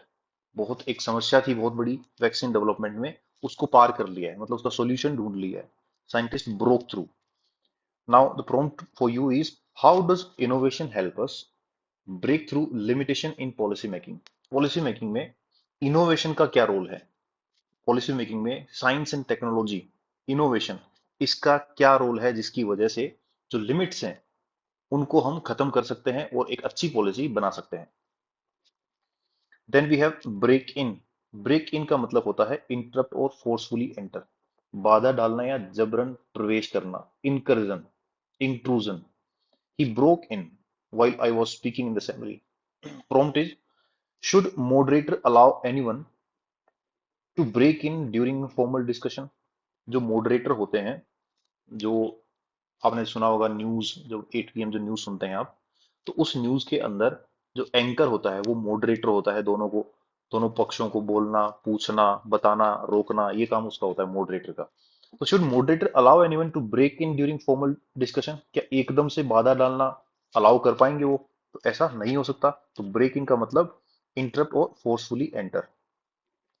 Then we have break out of. What is the meaning of break out of? Escape from place और situation. The suspect broke out of the detention center last night. एक हमने पढ़ा था break away, वो भी, उसका भी मतलब यही था. Then prompt is, how can facilities be fortified to prevent breaking out of confinement? जो जेल है या फिर और कोई फैसिलिटी है, तो उसको कैसे फोर्टिफाई कर सकते हैं कि उसको तोड़ के कोई भाग ना सके? देन ब्रेक के साथ ही एक और है, break with. Break with end association और ट्रेडिशन, परंपरा से संबंध तोड़ देना, नाता तोड़ देना. They broke, the party broke with, the party broke with its ideological roots to form new alliance, to form new alliance, the party broke with its ideological roots. इसकी आइडियोलॉजिकल रूट्स क्या थी? सोशलिज्म की थी। अब उससे नाता तोड़ के ये कैपिटलिज्म की तरफ जा रही है या लेफ्ट से राइट जैसा बिहेव कर रही है, तो ये होता है break with. Prompt for you, what are the risk and benefit of breaking with traditional political ideologies? जो पुराने समय से चली आ रही ट्रेडिशनल पॉलिटिकल आइडियोलॉजीज हैं, उनसे अलग होना, उनसे संबंध तोड़ देने के क्या रिस्क हैं और क्या बेनिफिट्स हैं? हर एक क्वेश्चन बड़ा ही पोटेंट क्वेश्चन है आपके एग्जाम के इंटरव्यू के लिए। तो इसमें आप साथ ही क्वेश्चन भी देख रहे हैं, आप एक तरह से ट्राई भी कर रहे हैं कि अगर ये क्वेश्चन मेरे सामने आ जाए तो उसका आंसर क्या होगा। और एक और इंपॉर्टेंट बात आप साथ में सीख रहे हैं कि फ्रेजल वर्ब कैसे यूज की जाती है। Now let's come to the next letter, that is C. A और बी हमने कंप्लीट किया, सी की तरफ बढ़ते हैं। सी में क्या इंपॉर्टेंट है? Come across. कम अक्रॉस का मतलब होता है संयोगवश मिलना। ये जनरल कन्वर्सेशन में भी आप कई बार सुनते हैं, फाइंड बाय चांस, कि आप कुछ ढूंढ रहे थे और आपको पुरानी फोटो मिल गई अपनी। I came across, I came across some rare constitutional documents in archive. Archive में मुझे बहुत पुराने कॉन्स्टिट्यूशनल डॉक्यूमेंट मिल गए संयोगवश, coincidentally. Then prompt is, what is the most fascinating legal fact you have ever come across? सबसे ज्यादा fascinating legal fact क्या था जो आपको संयोगवश कभी देखने को मिला, सुनने को मिला? Then we have come by, obtain और acquire, हासिल करना। The genuine constitutional reforms is hard to come by in deeply polarized societies. Deeply polarized मतलब धर्म के नाम पे या पॉलिटिकल आइडियोलॉजी के नाम पे या एथनिसिटी के नाम पे अगर सोसाइटी पोलराइज्ड है, दो पोल्स में बटी हुई है, तो ऐसे केस में जेन्युइन कॉन्स्टिट्यूशनल रिफॉर्म लाना, हासिल करना बहुत ही मुश्किल है। It is very hard to come by in deeply polarize societies. Prompt क्या है? How do democracies come by, how do democracies come by political will to implement difficult changes? जो बहुत ही डिफिकल्ट चेंजेस हैं, जैसे अ, आपने देखा होगा कि हिंदुस्तान के अंदर, इंडिया के अंदर बहुत सारे ऐसे कानून लाए गए हैं जिससे वुमेन एम्पावरमेंट हुआ है। तो ये जो सोसाइटी की सेट नॉर्म्स हैं, ट्रेडिशंस हैं, उनके अगेंस्ट जाना और उनको तोड़ना ताकि इक्वेलिटी एस्टेब्लिश हो सके, तो ऐसे केस में पॉलिटिकल विल जो है वो कैसे कर पाती है ऐसा? हाउ इट कम बाय, ये कैसे ऑब्टेन कर पा सकती, कैसे एक्वायर कर सकती है, कैसे हासिल कर सकती है ये करना? So in these cases we use come by. Now come down, as you all know, गिर जाना, कम हो जाना, फॉल और to be reduced. Public trust in judiciary has come down over the years. Come down बहुत ही basic word है, come down. What factor cause institution to come down in public esteem? Public esteem में किस तरह से institution नीचे गिर रहे हैं? क्या फैक्टर्स हैं इस कारण, इसके क्या फैक्टर्स हैं जिसकी वजह से इंस्टीट्यूशंस नीचे गिर रहे हैं? इंस्टीट्यूशंस मतलब हमारे political institutions. Then we have come forward, ये भी आपने बहुत सुना होगा, यूज किया होगा। ऑफर हेल्प और इंफॉर्मेशन, सामने आना, मदद करना, जानकारी देना। No witness came forward, no witness came forward to support the prosecution's claim. No witness came forward, कोई भी सामने नहीं आया। Nobody came forward to help in this calamity, disaster हुआ, कोई भी मदद करने नहीं आया। प्रॉम्प्ट है, what legal safeguards encourage citizen to come forward in court cases? क्या लीगल सेफगार्ड हैं जो सिटीजन को एनकरेज करते हैं कि कोर्ट केसेस में सामने आके मदद करना किसी की या जानकारी देना? देन कम अप विद, ये भी बहुत जनरल हम यूज करते हैं। I came up with a new idea, think of और प्रोड्यूस, आइडिया सॉल्यूशन, किसी उपाय या विचार को सुझाना। The commission came up with a detail plan for electoral reform. Came up with, came up with, अब यहाँ पे कम है, इसकी जो सेकंड फॉर्म है केम, ये भी यूज हो रही है। तो ऐसा नहीं कि एग्जैक्टली फ्रेजल वर्ब वहीं ऐसे कैसे डिट्टो लिखी जाए, ये डिपेंड करता है सेंटेंस के हिसाब से कि कौन सी फॉर्म यूज होगी। The commission came up with a detail plan for electoral reforms. Prompt है आपके लिए, how can governments come up with inclusive solution to tribal regions? Tribal region के इंक्लूसिव सॉल्यूशन के लिए गवर्नमेंट किस तरह से कोई उपाय सुझा सकती हैं या कुछ काम कर सकती हैं। Think of idea solution came up with. Then again very general term, call off मतलब रद्द कर देना। The protest was called off, जो धरना प्रदर्शन था वो बंद कर दिया गया। Called off after the government agree to demands, government ने जैसे ही डिमांड्स में एग्री किया धरना प्रदर्शन बंद हो गया।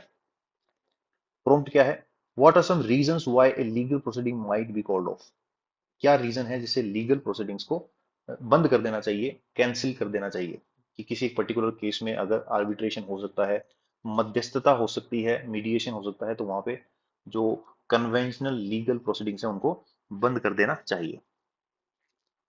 Then we have call out, speak loudly to get attention, जोर से पुकारना।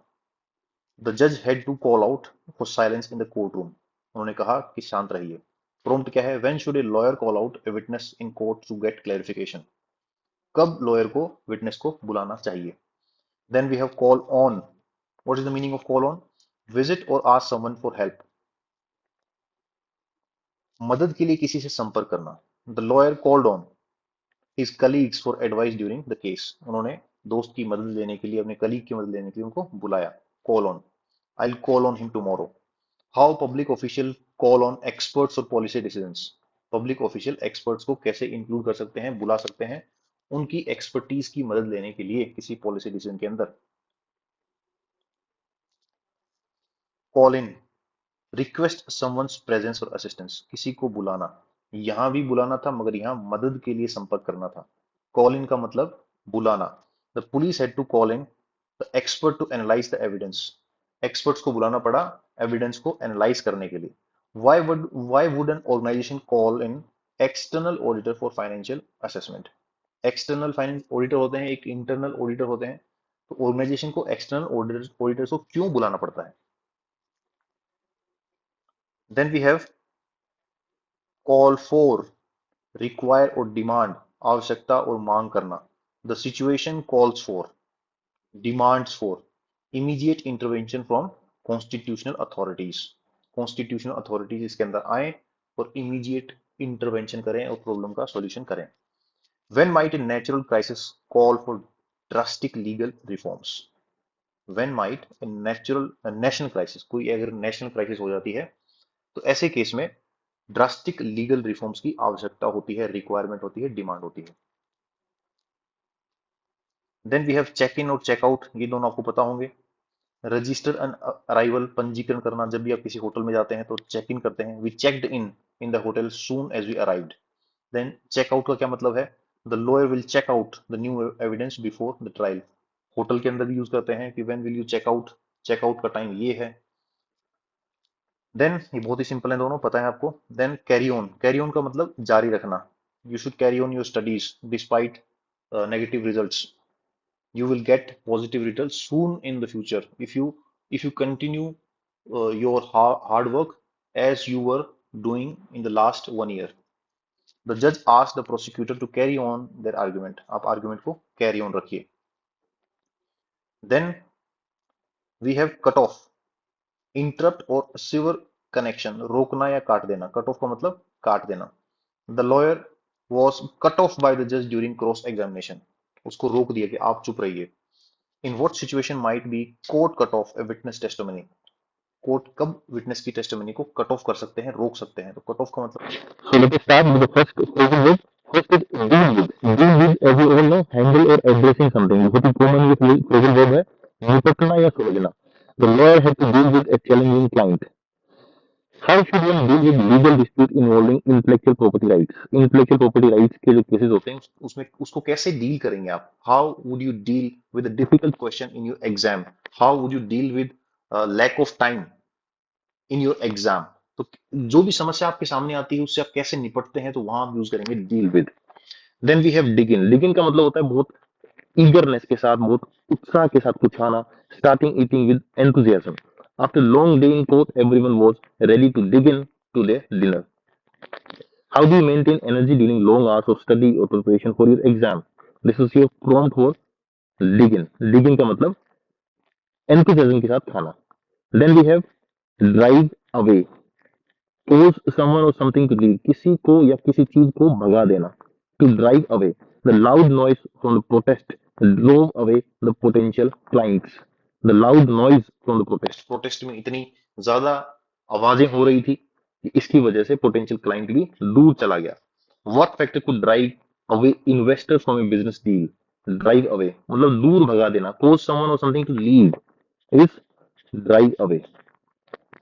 Then we have drop by, visit casually or briefly, संक्षिप्त रूप में आना। The attorney asked me to drop by the office to sign the document, उन्होंने कहा कि आते वक्त कुछ देर के लिए आप रुक जाना। Drop by, how can you use drop by visit for an informal legal consultation, how can you use drop by visit मतलब आप कैजुअली कैसे रुक के जा सकते हैं वहां पे, इतने इंपॉर्टेंट काम के लिए तो आपको प्रॉपर प्लानिंग के साथ आना चाहिए था। तो ड्रॉप बाय तब कहेंगे आप जब विजिट कैजुअली हो, ब्रीफली हो।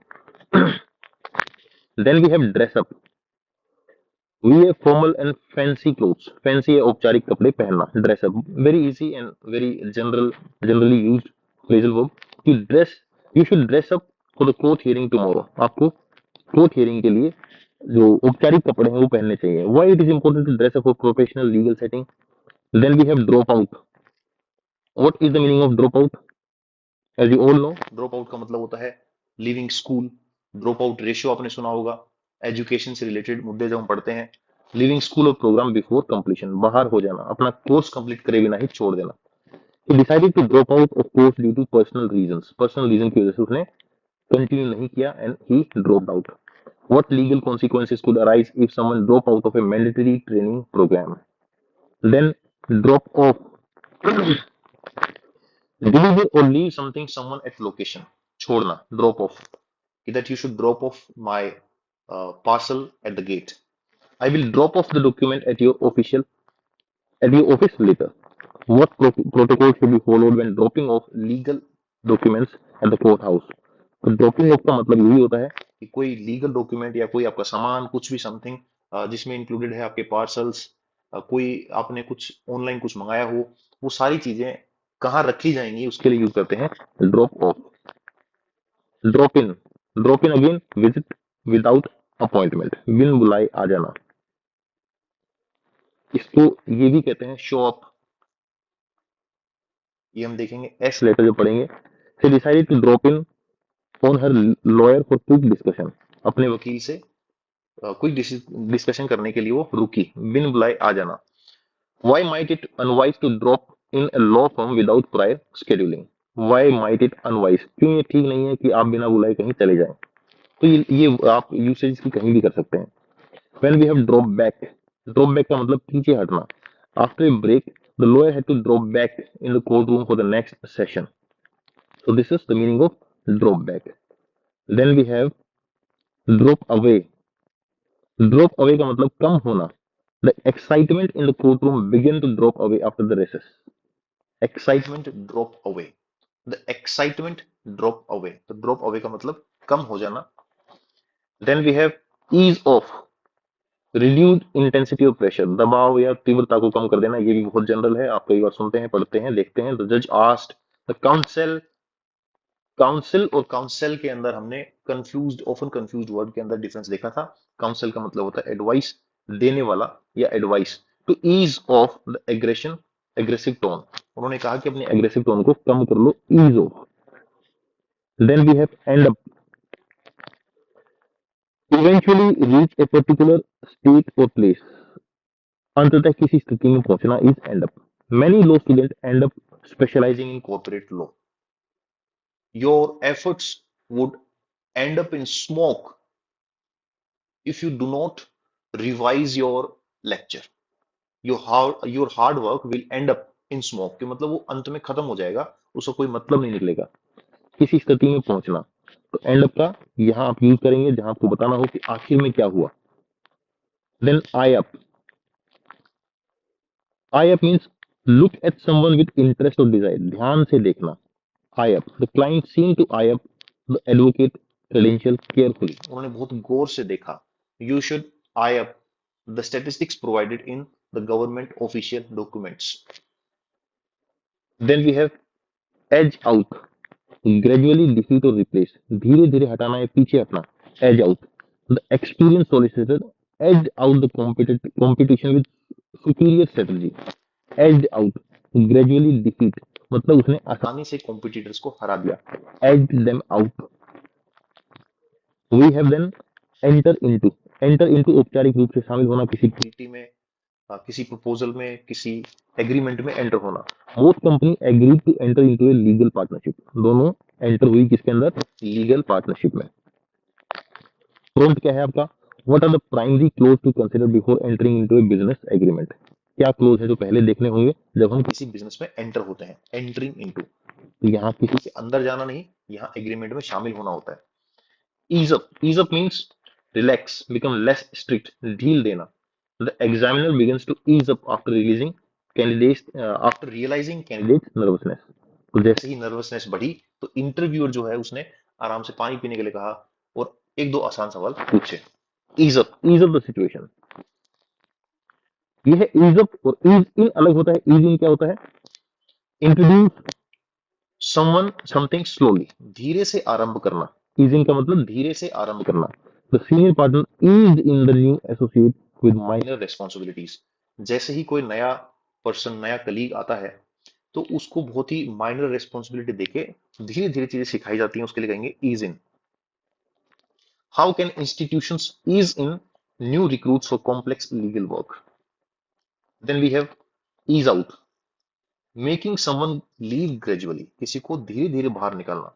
The firm eased out the associate who constantly missed deadlines, जो लगातार डेडलाइंस को मिस कर रहा था, इंस्टीट्यूशन ने धीरे धीरे करके उसको बाहर निकाल दिया, eased out. What are ethical ways, what are ethical ways, तो ये आप इसके लिए यूज कर सकते हैं, फायर के लिए यूज कर सकते हैं, firing out an employ, ease out under performing employees, क्या एथिकल तरीका हो सकता है जो अंडर परफॉर्मिंग एम्प्लॉइज है उनको बाहर निकालने का, रूडली ना कहें, एथिकल क्या हो सकता है, this is your prompt. Then we have ease off on, reduce the level of criticism और टेंशन, दबाव या आलोचना को कम करना।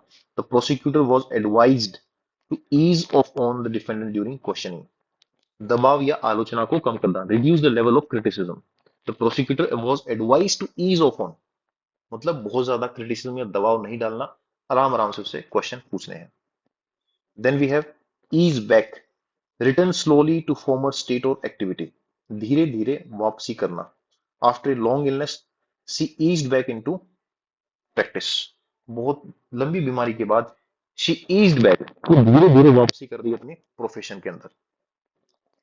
Then we have F letter, face up to, what is face up to, accept and deal with something unpleasant, सच्चाई का सामना करने वाला, फेस अप टू। आपने सुना होगा ना, कई बार जनरली हम कहते हैं कि फेस करो सिचुएशन को, बट उसके लिए यूज करेंगे face up to. The accused has to face up to the consequences of his action, उसको अपने जो कॉन्सिक्वेंसेज है उसको फेस अप टू, फेस करना पड़ेगा, उसके लिए यूज करते हैं फेस अप टू, सच्चाई का सामना करने वाला। फॉल थ्रू, फॉल थ्रू का मतलब है फेल टू हैपन, योजना विफल हो जाना। The merger fall through due to regulatory issues, जो मर्जर हुआ था दो कंपनीज के बीच में, रेगुलेटरी इश्यूज की वजह से वो विफल हो गया, खत्म हो गया। Then we have feed on, to drive strength और सपोर्ट फ्रॉम समथिंग, पोषण लेना। फीड का मतलब खाना होता है, तो फीड ऑन मतलब किसी चीज से स्ट्रेंथ लेना। Miss information often feeds on public fear, public fear जब होता है तो मिस इंफॉर्मेशन होती है, और मिस इंफॉर्मेशन जब होती है तो पब्लिक फियर बढ़ता है। How does social unrest feed on manipulating legal narratives, how does social unrest feeds on मतलब टू ड्राइव स्ट्रेंथ और support from something. Then we have figure out, ये भी आपने कई बार सुना होगा, फिगर आउट, अपनी इश्यूज को फिगर आउट करो। अंडरस्टैंड एंड सोल्व समथिंग, हल निकालना या समझना। The lawyer couldn't figure out the loophole in the time, क्या लूप होल है वो सही समय में वो पता नहीं लगा पाया, figure out. What steps help law students figure out complex law cases efficiently, complex cases को फिगर आउट करने के लिए क्या उनके पास स्टेप्स हो सकते हैं। Then we have frown upon, frown upon का मतलब होता है डिसअप्रूव करना, नापसंद करना या अस्वीकार करना। Nepotism is strongly frown upon in judicial appointment, ये आपने कई बार सुना होगा कि जुडिशियल अपॉइंटमेंट में इस बात के लिए क्रिटिसिज्म होता रहता है कि वहां पे जुडिशियल अपॉइंटमेंट्स के अंदर नेपोटिज्म दिखाई दे रहा है। तो नेपोटिज्म स्ट्रांगली फ्रोन अपॉन मतलब डिसअप्रूव, नापसंद करना, अस्वीकार करना।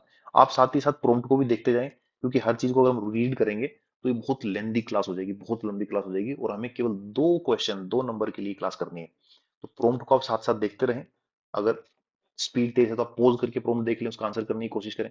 जब भी आप प्रॉम्प्ट देखेंगे तो आप अपने मुंह से बोलेंगे, तो वो दिमाग में आपकी चीज बैठ जाएगी कि इसका मतलब ये होता है। Then fall back. Fall back upon अलग होता है, फॉल बैक अलग होता है।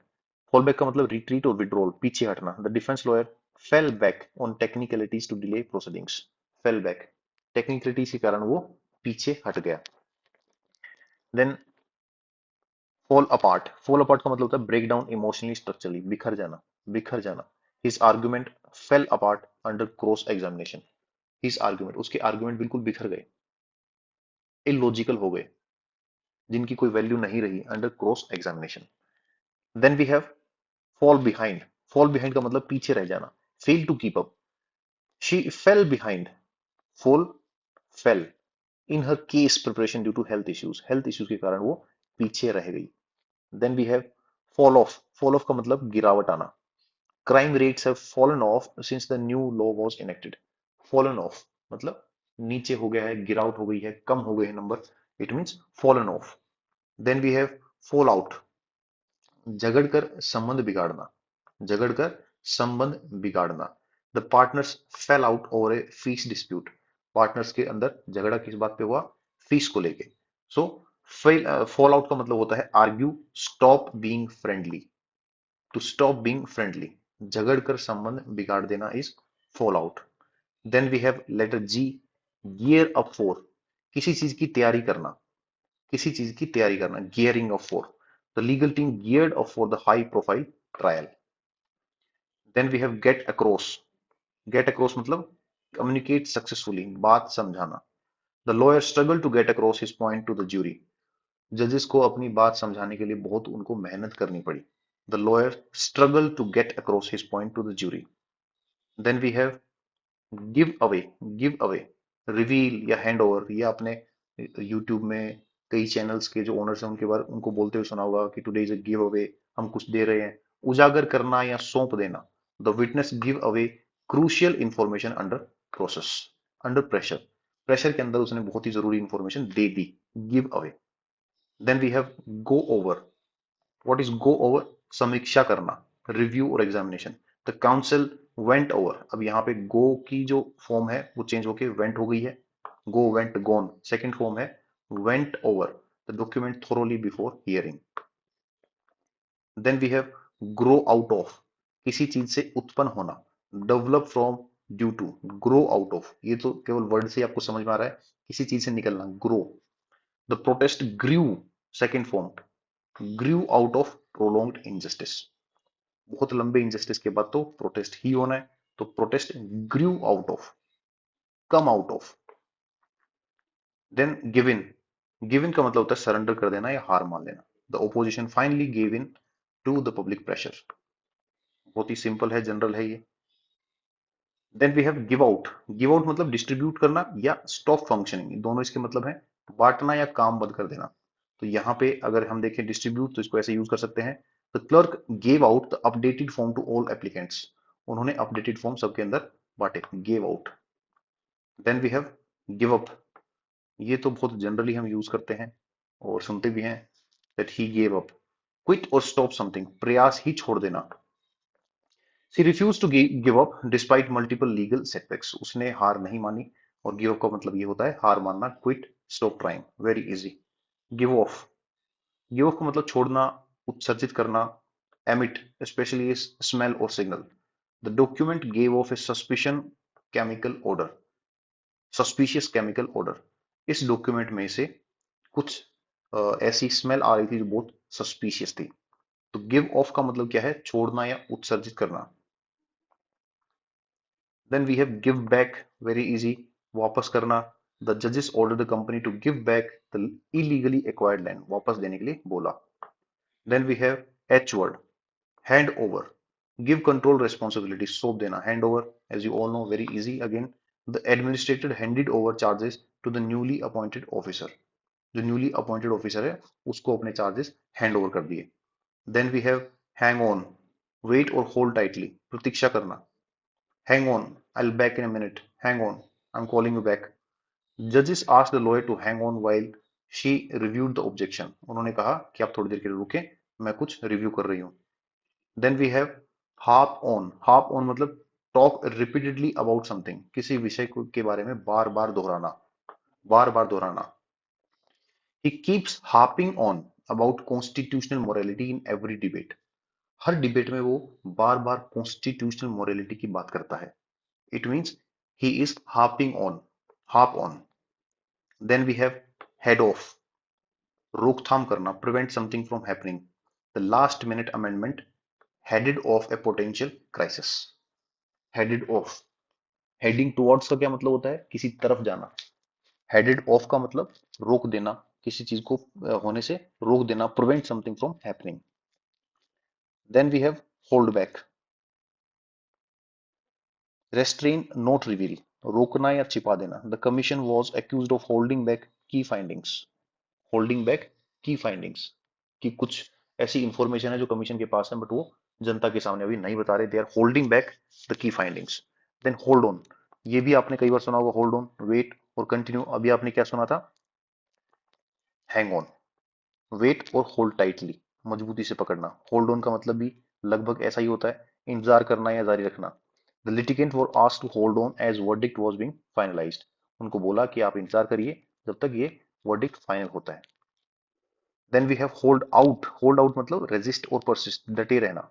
The community held out, the community held out for better compensation under land acquisition, वो डटे रहे वहां पे कि हमें बेटर कंपनसेशन मिले। देन होल्ड अप का मतलब रोक देना या लूटना, रोक देना या लूटना। The proceeding were held up due to technical glitches, technical glitches की वजह से वो रुक गई, held up.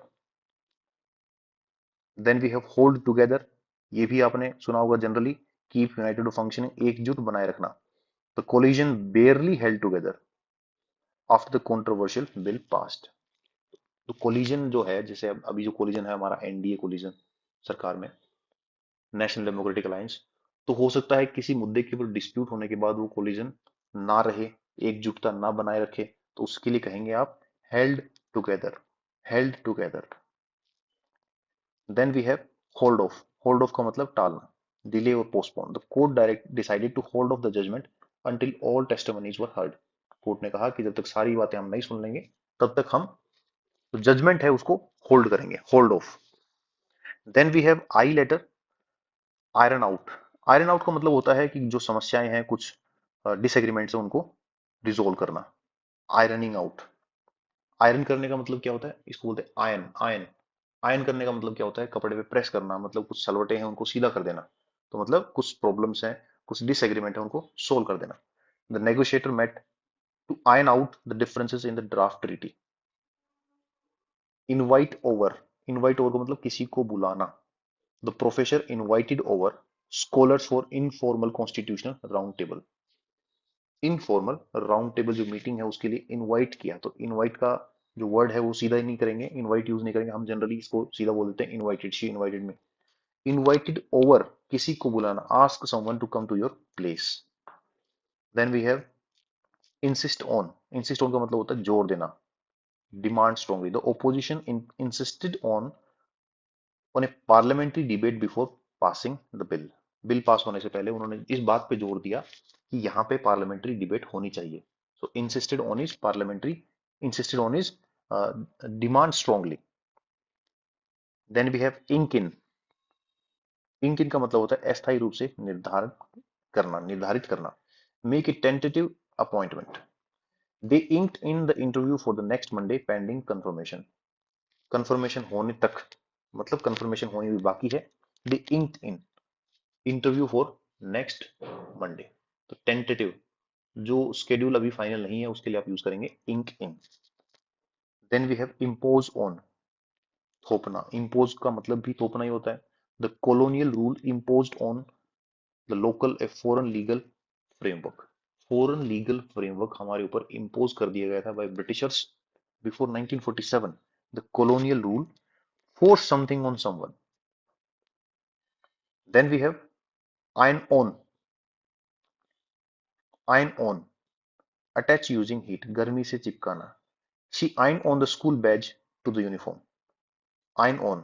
How do symbolic attachments like national emblems get iron on to the public identity? किसी चीज पे चिपक जाना या लग जाना होता है iron on.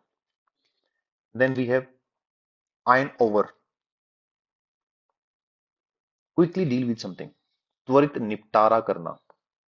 The committee ironed over minor objection to pass the resolution. Resolution को पास करने के लिए उन्होंने त्वरित जो इशू था उसको रिजोल्व कर लिया. Quickly dealt with something. The quickly dealt with minor objection. छोटे मोटे ऑब्जेक्शन थे उनको दूर करके उन्होंने एक रेजोल्यूशन पास किया. Then we have iron in. Iron in is permanently embedded something. स्थायी रूप से शामिल कर देना. The drafter iron in secularism as a core constitutional value in Indian constitution. The drafter iron in secularism को स्थायी रूप से वहां लगा दिया. परमानेंटली एम्बेड कर दिया. एंश्राइन कर दिया. Embedded. Then we have iron off. Iron off का मतलब होता है दोष हटा देना. कुछ डिफिकल्टी है, रेगुलरिटी है, इरेगुलरिटी है, उसको रिमूव कर देना. They iron off inconsistencies in the contract. Iron off हटा देना. Then we have iron down. Iron down देखो आयरन से ही सारा चल रहा है. दबाकर समतल करना. Flatten by pressure. The officer iron down the creases in his uniform before inspection. जो भी क्रीज पड़ी हुई थी यूनिफॉर्म के अंदर उन्होंने उसको दबा दिया और उसको समतल कर दिया. Iron down. Iron down. Then we have letter J. Jack up. Jack up का मतलब इंक्रीज सडनली. अचानक बढ़ जाना. The government jacked up the fuel prices without prior information. ये भी आप बहुत बार सुनते हैं महंगाई के उसमें कॉन्टेक्स्ट में आप पढ़ते हैं न्यूज़पेपर के अंदर. The price is jacked up. Jacked up का मतलब अचानक बढ़ देना. Jaw away. Talk continuously often meaninglessly. लगातार बात करना बिना किसी मतलब के. The legislator jawed away for hours without reaching consensus. कई घंटों तक वो बस कुछ भी बोलते रहे बट कोई कंसेंसस नहीं बन पाई. जो होती है आपकी जबड़ा, उससे वर्ड बनता है जो अवे, मतलब बोलते रहना. जोट डाउन ये आपने बहुत बार सुना होगा, मतलब किसी बात को जल्दी से लिख लेना. The reporter jotted down the जजेस रिमार्क ड्यूरिंग द हियरिंग. तो उन्होंने क्या किया, जल्दी से इसको लिख लिया. Then we have join in. Join in का मतलब होता है पार्टिसिपेट करना, शामिल होना. ये भी बहुत जनरली आपने सुना होगा. Student join in the constitution day celebration enthusiastically. वो बहुत ही उत्साह के साथ कॉन्स्टिट्यूशन डे के अंदर शामिल हुए. It is join in participation. Then we have joke around. Again मजाक करना. The interns were joking around during the orientation session. Behave playfully but not seriously. बहुत ही हल्का फुल्का मजाक करना is joking around. Jerk out. अचानक बोल देना. Say something suddenly. He jerked out a confession under pressure. Pressure के अंदर एकदम से उसने कहा कि हाँ मैंने किया है. So he admitted his crime. He jerked out. Then we have jerk up. झटका देकर उठना. The inspector jerked up the suspect file from the desk. एकदम से झटके से उसने फाइल उठाई. तो इसके लिए यूज करेंगे jerk up. Then we have jerk around. परेशान करना. ट्रीट समवन बैडली और unfairly. The staff complain they were being jerked around by the administration. Administration से वो काफी परेशान है और इसलिए यूज किया गया है जर्क्ड अराउंड.